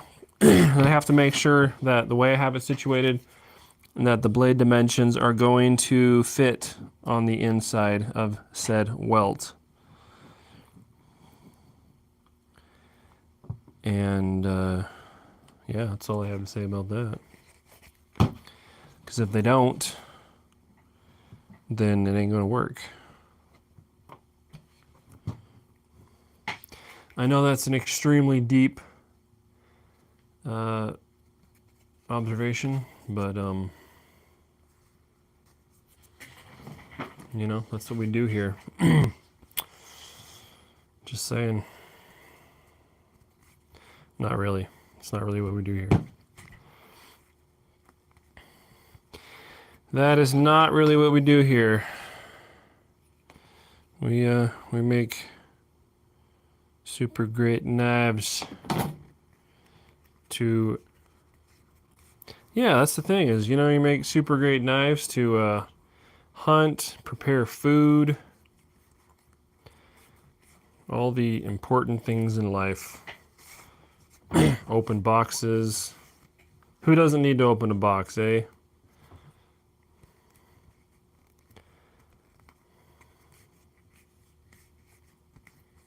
All right, I think that's gonna work just fine.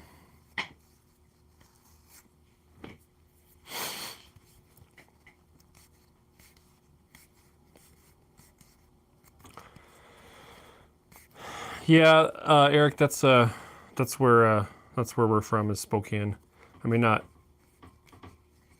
for a long time, not recently, but that's where we, as in the larger extended family, etc., etc. So, yeah, that's the sad thing, is the east side of Washington State is pretty normal, you know. But as is the case with most states like that, that's not the population center that controls things, and so you're kind of at the behest of the behest of the rest.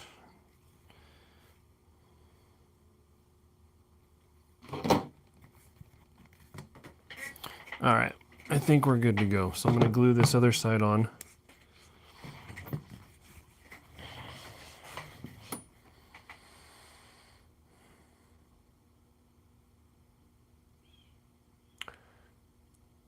Hello, Guman Hall.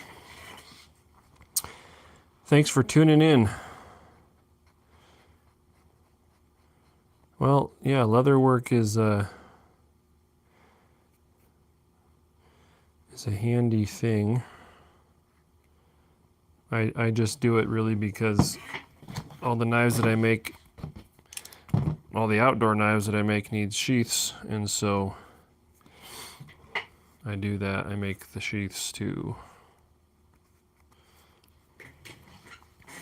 I don't know, it's not really super complicated. It's kind of just a thing you learn, you know.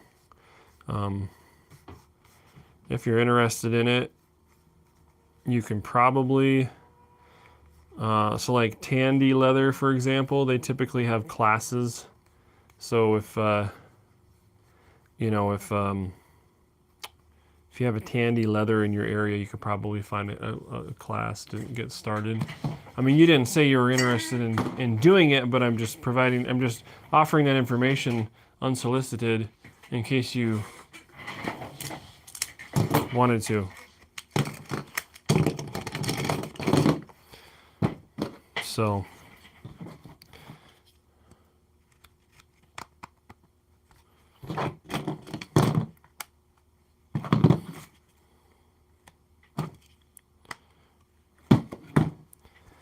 I'll just clamp this up here, let the glue dry a little bit. Doesn't have to be like hours or anything like that at all, but I do want it pretty dry so that it holds together, and also there's not a lot of... You try to sew it when there's a bunch of wet glue or gummy glue, then it's not very good.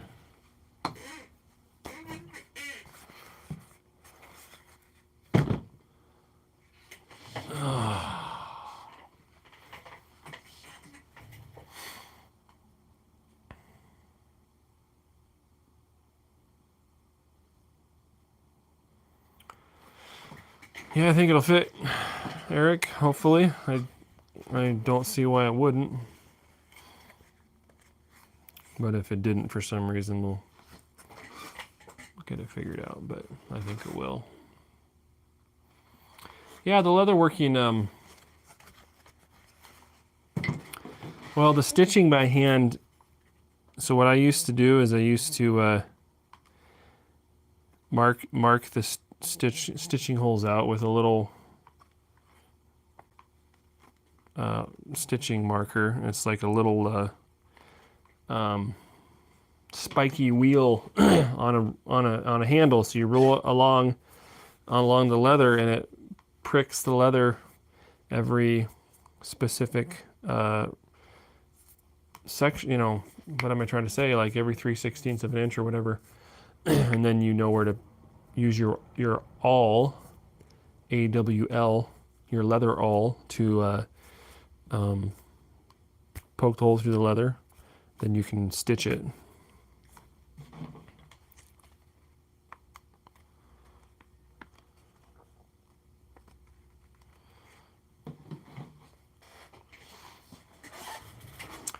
Yeah, Eric, appreciate it. Thanks for watching. And thanks for buying the knives and all of that too. Don Julio, did I say that correctly? If you had to start over again, what would you get to start in leatherworking, knowing that you'd be making knife sheaths? Well,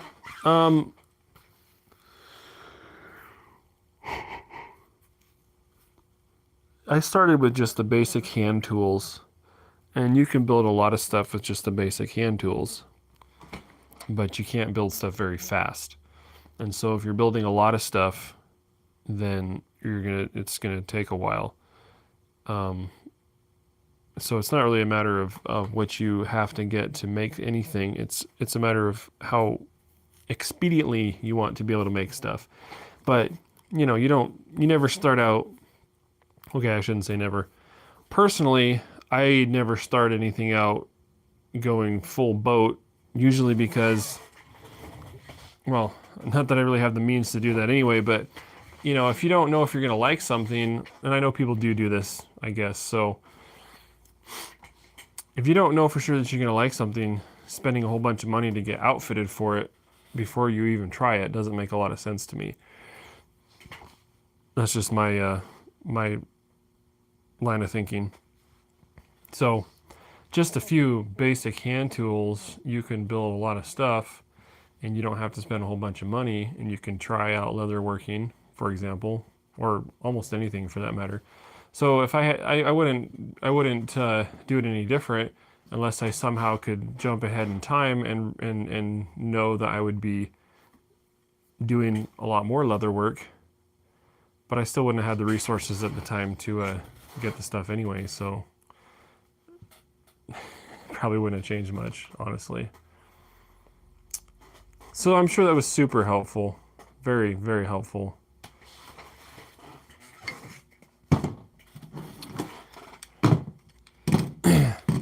I can tend towards being a smart aleck, so if it ever sounds like I'm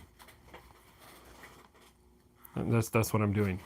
Maybe failing at, but that's what I'm doing. So the next thing I need to do is grind off the edges on the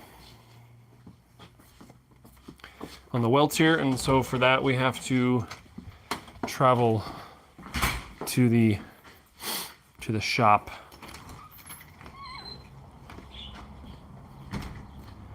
And access the grinder.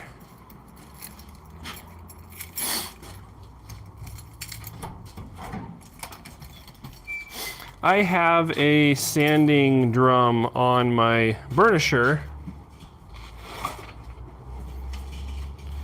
but I don't use it because then I'd have all this leather dust in my my room there, and I don't want that. So that's why I run out to the shop here and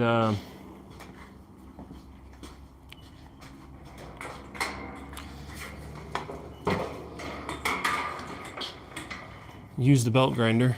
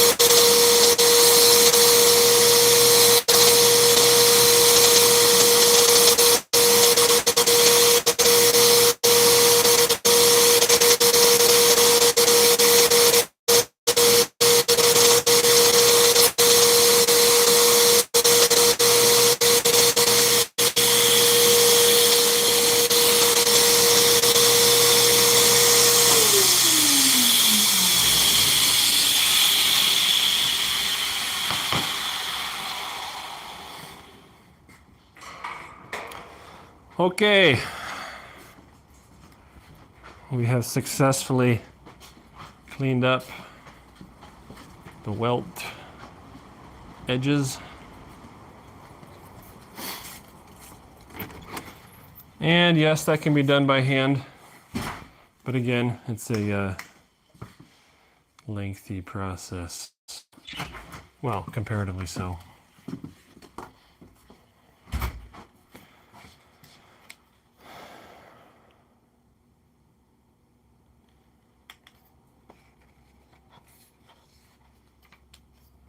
All right. So now we can begin stitching it all together.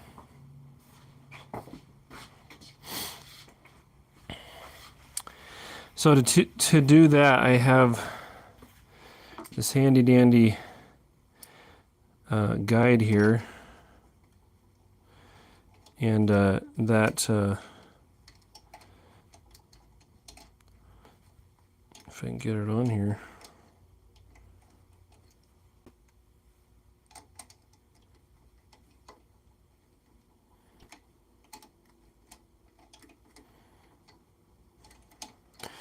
Good grief.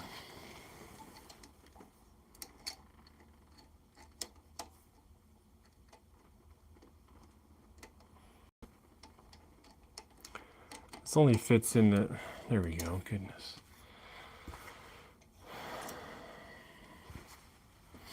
Anyways, so now I can adjust that stop right up against where I want this edge to be in relation to the needle, so that it runs the stitch a consistent distance away from the edge, which is quite helpful.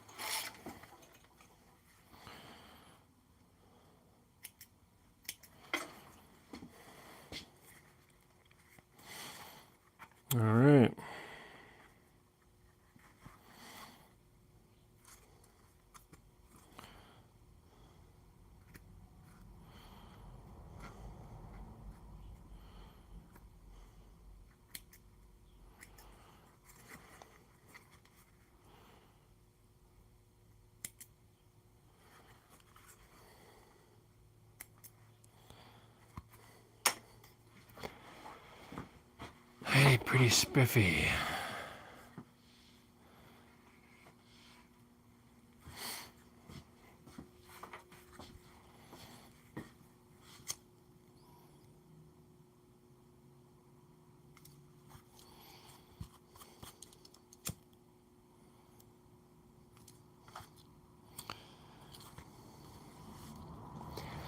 All right, so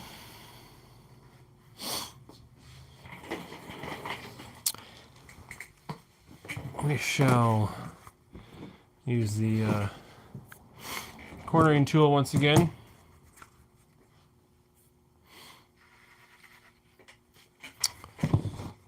Take off the corner here so it will be more rounded and clean.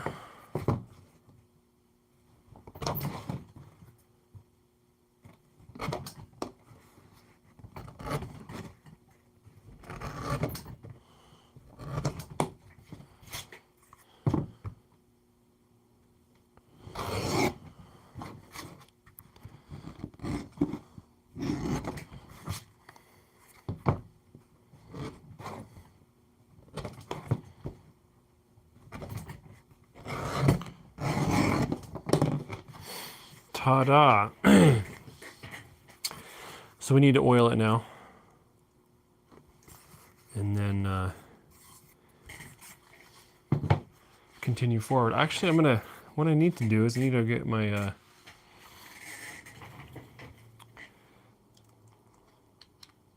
my box of leather that got delivered. Because it has those daubers in it. It has those swabs for applying what, oil, dye, etc. And so we need that. Oh, look at that. I got a couple of things, but I need this one box.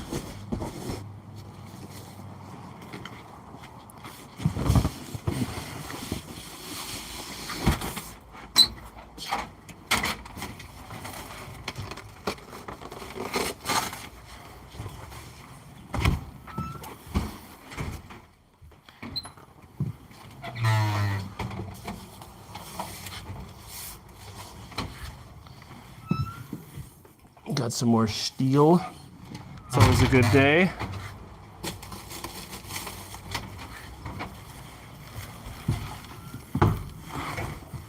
Yeah, I made a little order of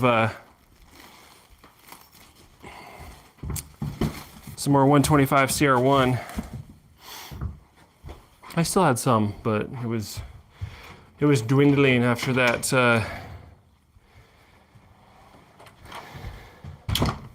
batch of kitchen knives and such, primarily kitchen knives, and so I needed to get some more. So we have that on hand.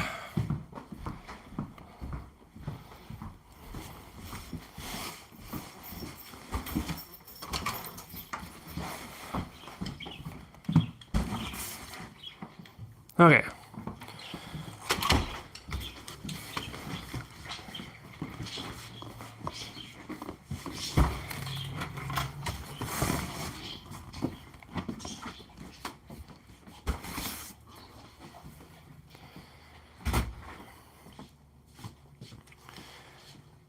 We've been successful.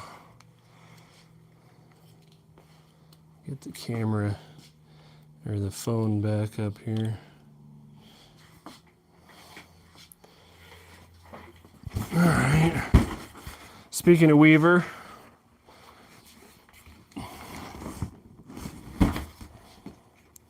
and opening boxes,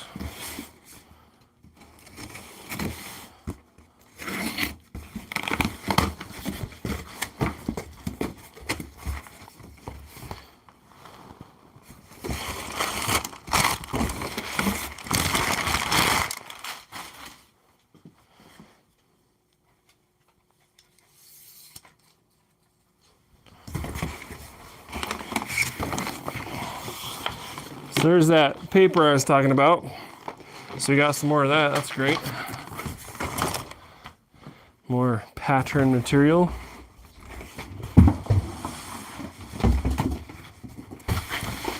And these guys, that's what I need. I got like 20 of them this time. All right. That'll make oiling this up a lot easier.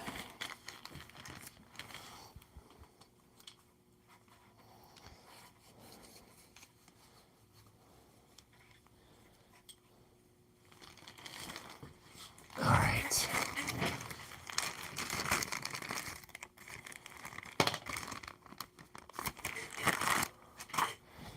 This is wool.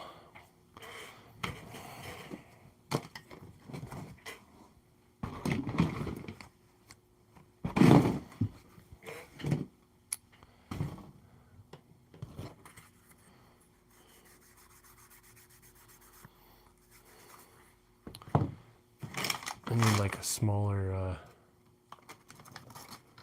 container to put some of this in here. That'd work better.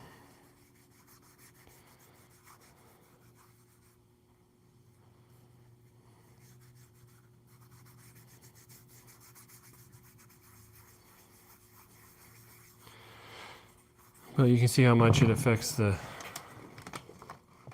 color of the leather. Gives it a nice, deep, rich hue to it. They also sell this leather oil with a dye. This is not dyed. This is just straight oil, and it just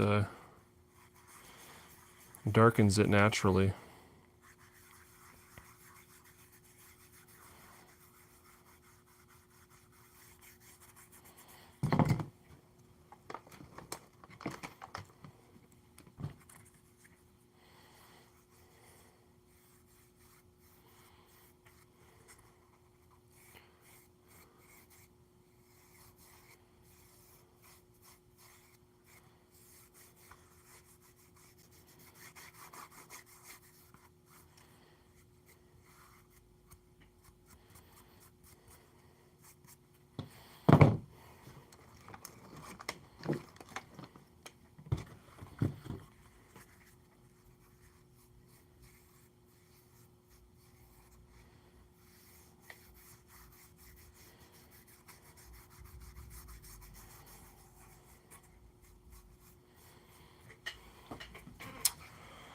All right, put a little bit on the inside here, just for color continuity, if nothing else. Don't necessarily need the whole thing on this. Don't need that oil on the inside, per se.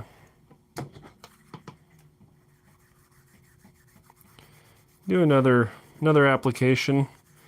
This leather is pretty thirsty. Soaked up the first layer, first application pretty quickly. I don't, you can put too much on, it can be too saturated, but a couple applications of this will be just fine. I've actually had knife sheaths where I've applied my usual amount, which is quite a bit, soaking on quite a bit of it, and so like several applications, I guess, several applications worth of oil, and I've sent it off, as per usual, and somebody commented, first thing I did when I got it is put some oil on it. I'm like, yeah, that's fine. It had oil. But I guess, especially in this drier climate that we're in here, the leather, if it's been sitting around here for a while, is pretty dry, so it really soaks it up.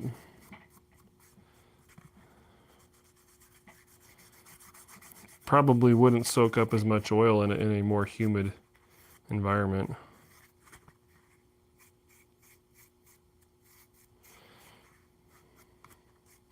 So there we go. That's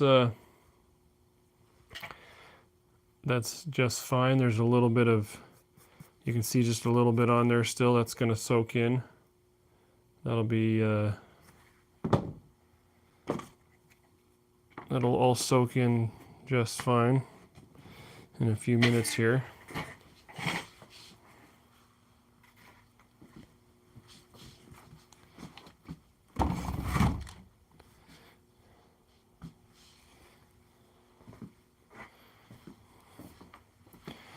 I wash my hands here so I don't get grease all over. Well, not grease, but oil, leather oil all over everything.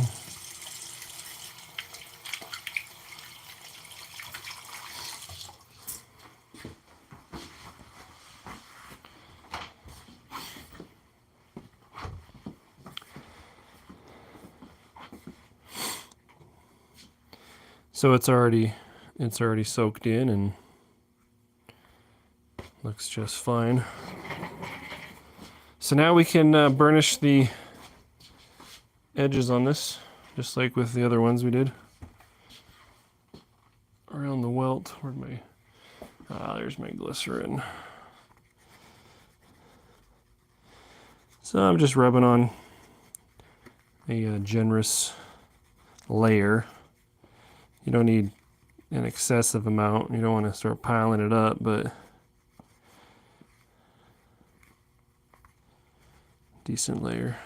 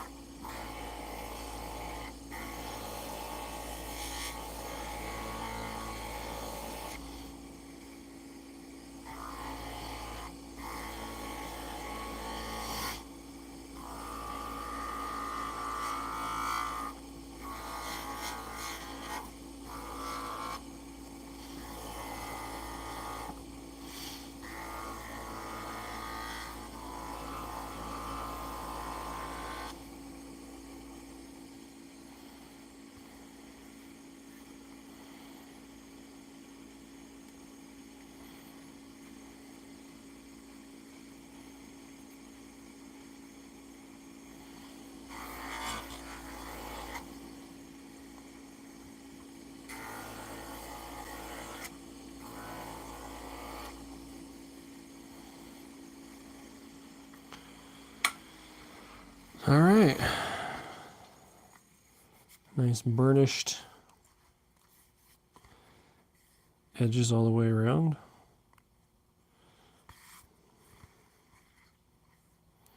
Not bad.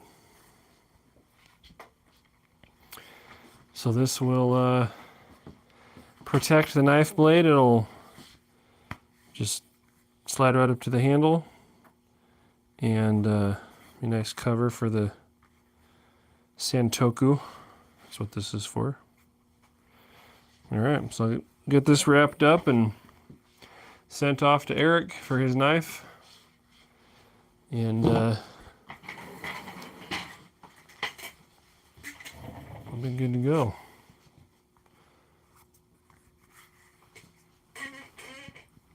All right. Well, does anybody have any questions?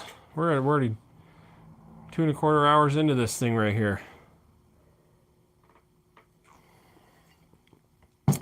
But if you got some questions or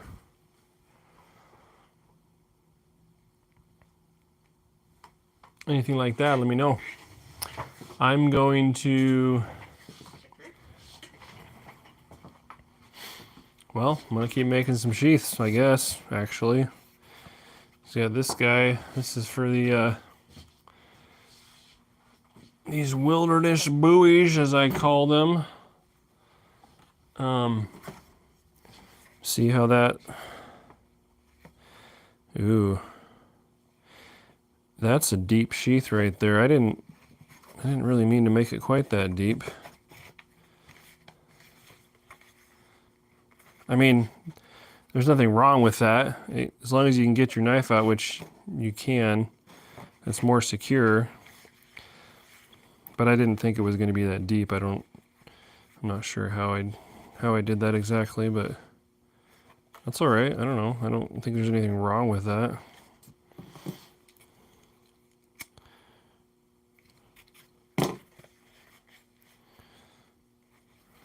But I think I will make a new pattern because this one is a pain in the neck to use, and I got to make two more of these sheaths. So stitch this one up, and and then I'll make a new pattern. But something I am going to do, like I've done with this sheath right here, is I've got these copper rivets, 3 of them in here in the sheath, and they're not really necessary, but they do add a certain level of indestructibility to the knife sheath, and they look cool. And since this is a like a survival knife style blade, I think I'm gonna add these add some copper rivets here to this sheath, just 3 of them here, you know.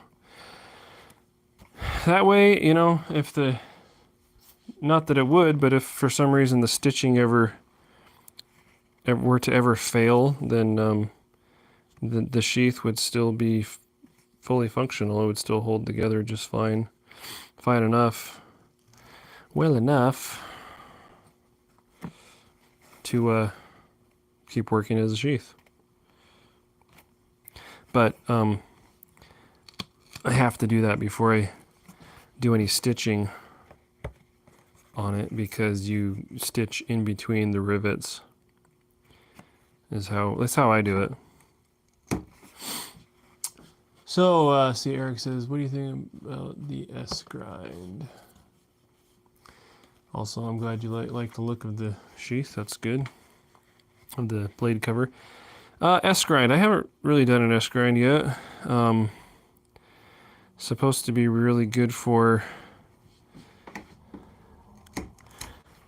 you know, your foodstuffs not sticking to the blade, and I think that's the biggest reason for it that I've heard of.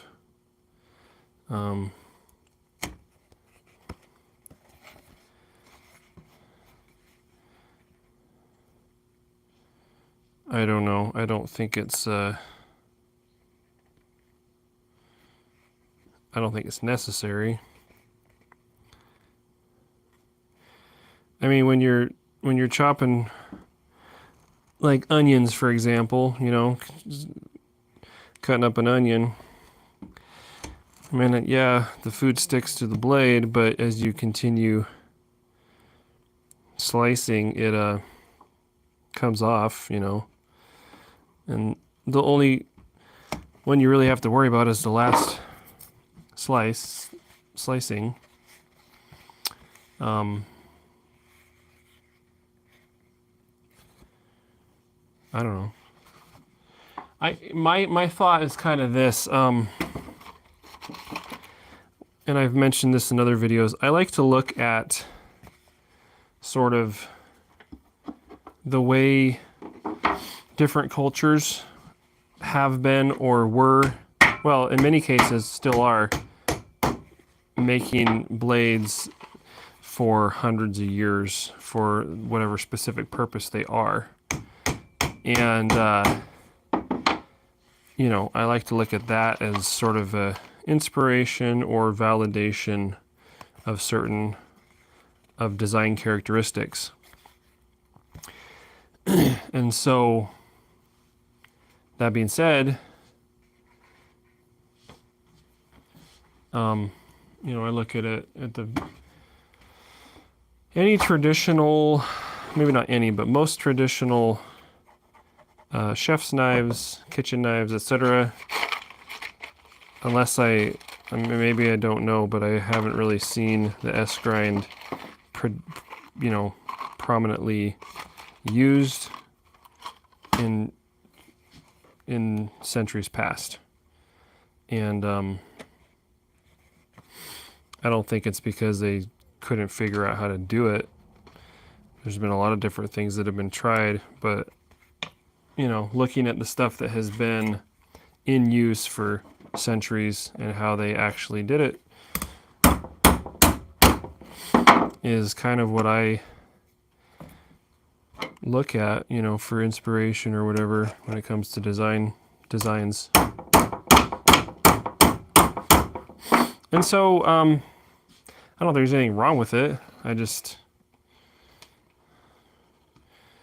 I'm not excited about it necessarily. It's another way to do it, And if somebody came to me and wanted an S-grind on a kitchen knife, then, we can do that. So I've set these, they're called a burr, these rivet burrs down on the rivet, but there's more than enough material left on the rivet. And you need to kind of remove that. Otherwise, when you peen this down, it's going to be too much and it might even bend over. So I've got these little nail nippers.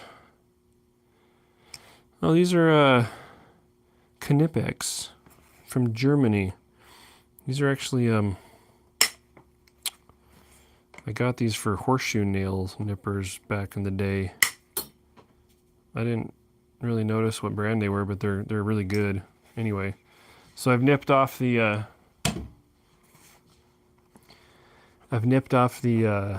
rivet, and now that's, I don't know, standing about 1/8 of an inch up, which is plenty to peen down.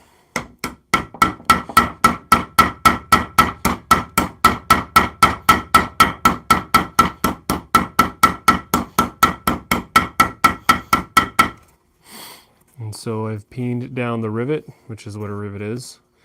That's how a rivet works. And so now that is locked into place. It's got the, the back, and then it's peened down over the burr, and it's good to go. And before anybody begins to weep and gnash their teeth over using this as a surface to peen on, I'll just point out that this is a leather tooling slab, not a surface plate. And it is, I think it's granite. But anyway, it's like, when I bought it, it was like $20. So I'm not abusing a high dollar precision surface plate here, just so you know.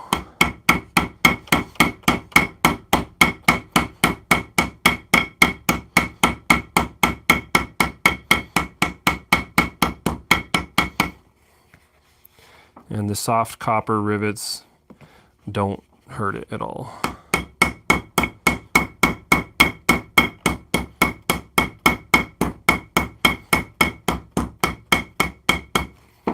Okay, so this sheath would actually work just like it is now, but obviously we're going to go ahead and stitch in between each set of rivets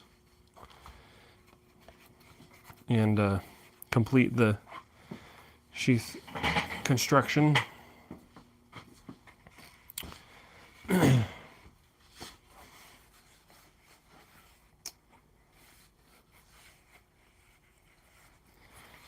All right.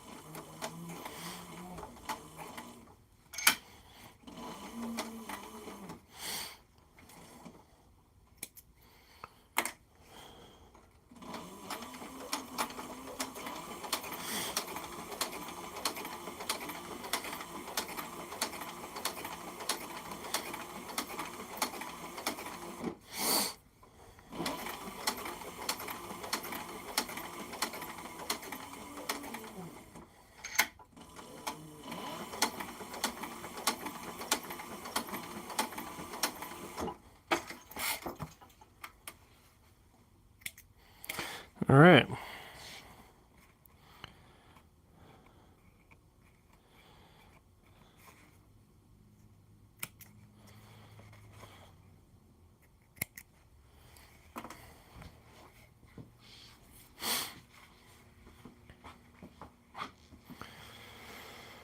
So what we've got is an extremely sturdy sheath for an extremely sturdy knife.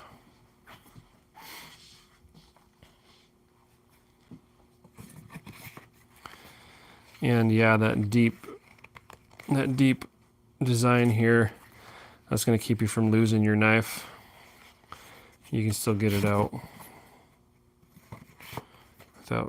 without trouble. So anyway, that's a little bit of sheath building for y'all. And if you guys don't have any more questions, it's been kind of a slow live stream, and I know not everybody wants to, you know, necessarily watch the less exciting stuff, but that's all part of it. You know, there's a lot of things that, and that's the thing about YouTube, is that, and yeah, thanks, Eric. Yeah, we'll get that in the mail tomorrow for you, that blade cover. Yeah, that machine definitely makes the whole sheath building much easier. But yeah, that's the thing about YouTube, is that I think with any social media, I think that is the problem with social media. And YouTube, I guess, isn't necessarily social media, but it kind of acts the same way. And that is, people can put up just what they want, but also what tends to happen is people put up what other people will watch. And so, you know, you've got a certain spectrum of what people want to watch in any genre. And so, for example, when it comes to bladesmithing, if you want to get views, then you're going to probably,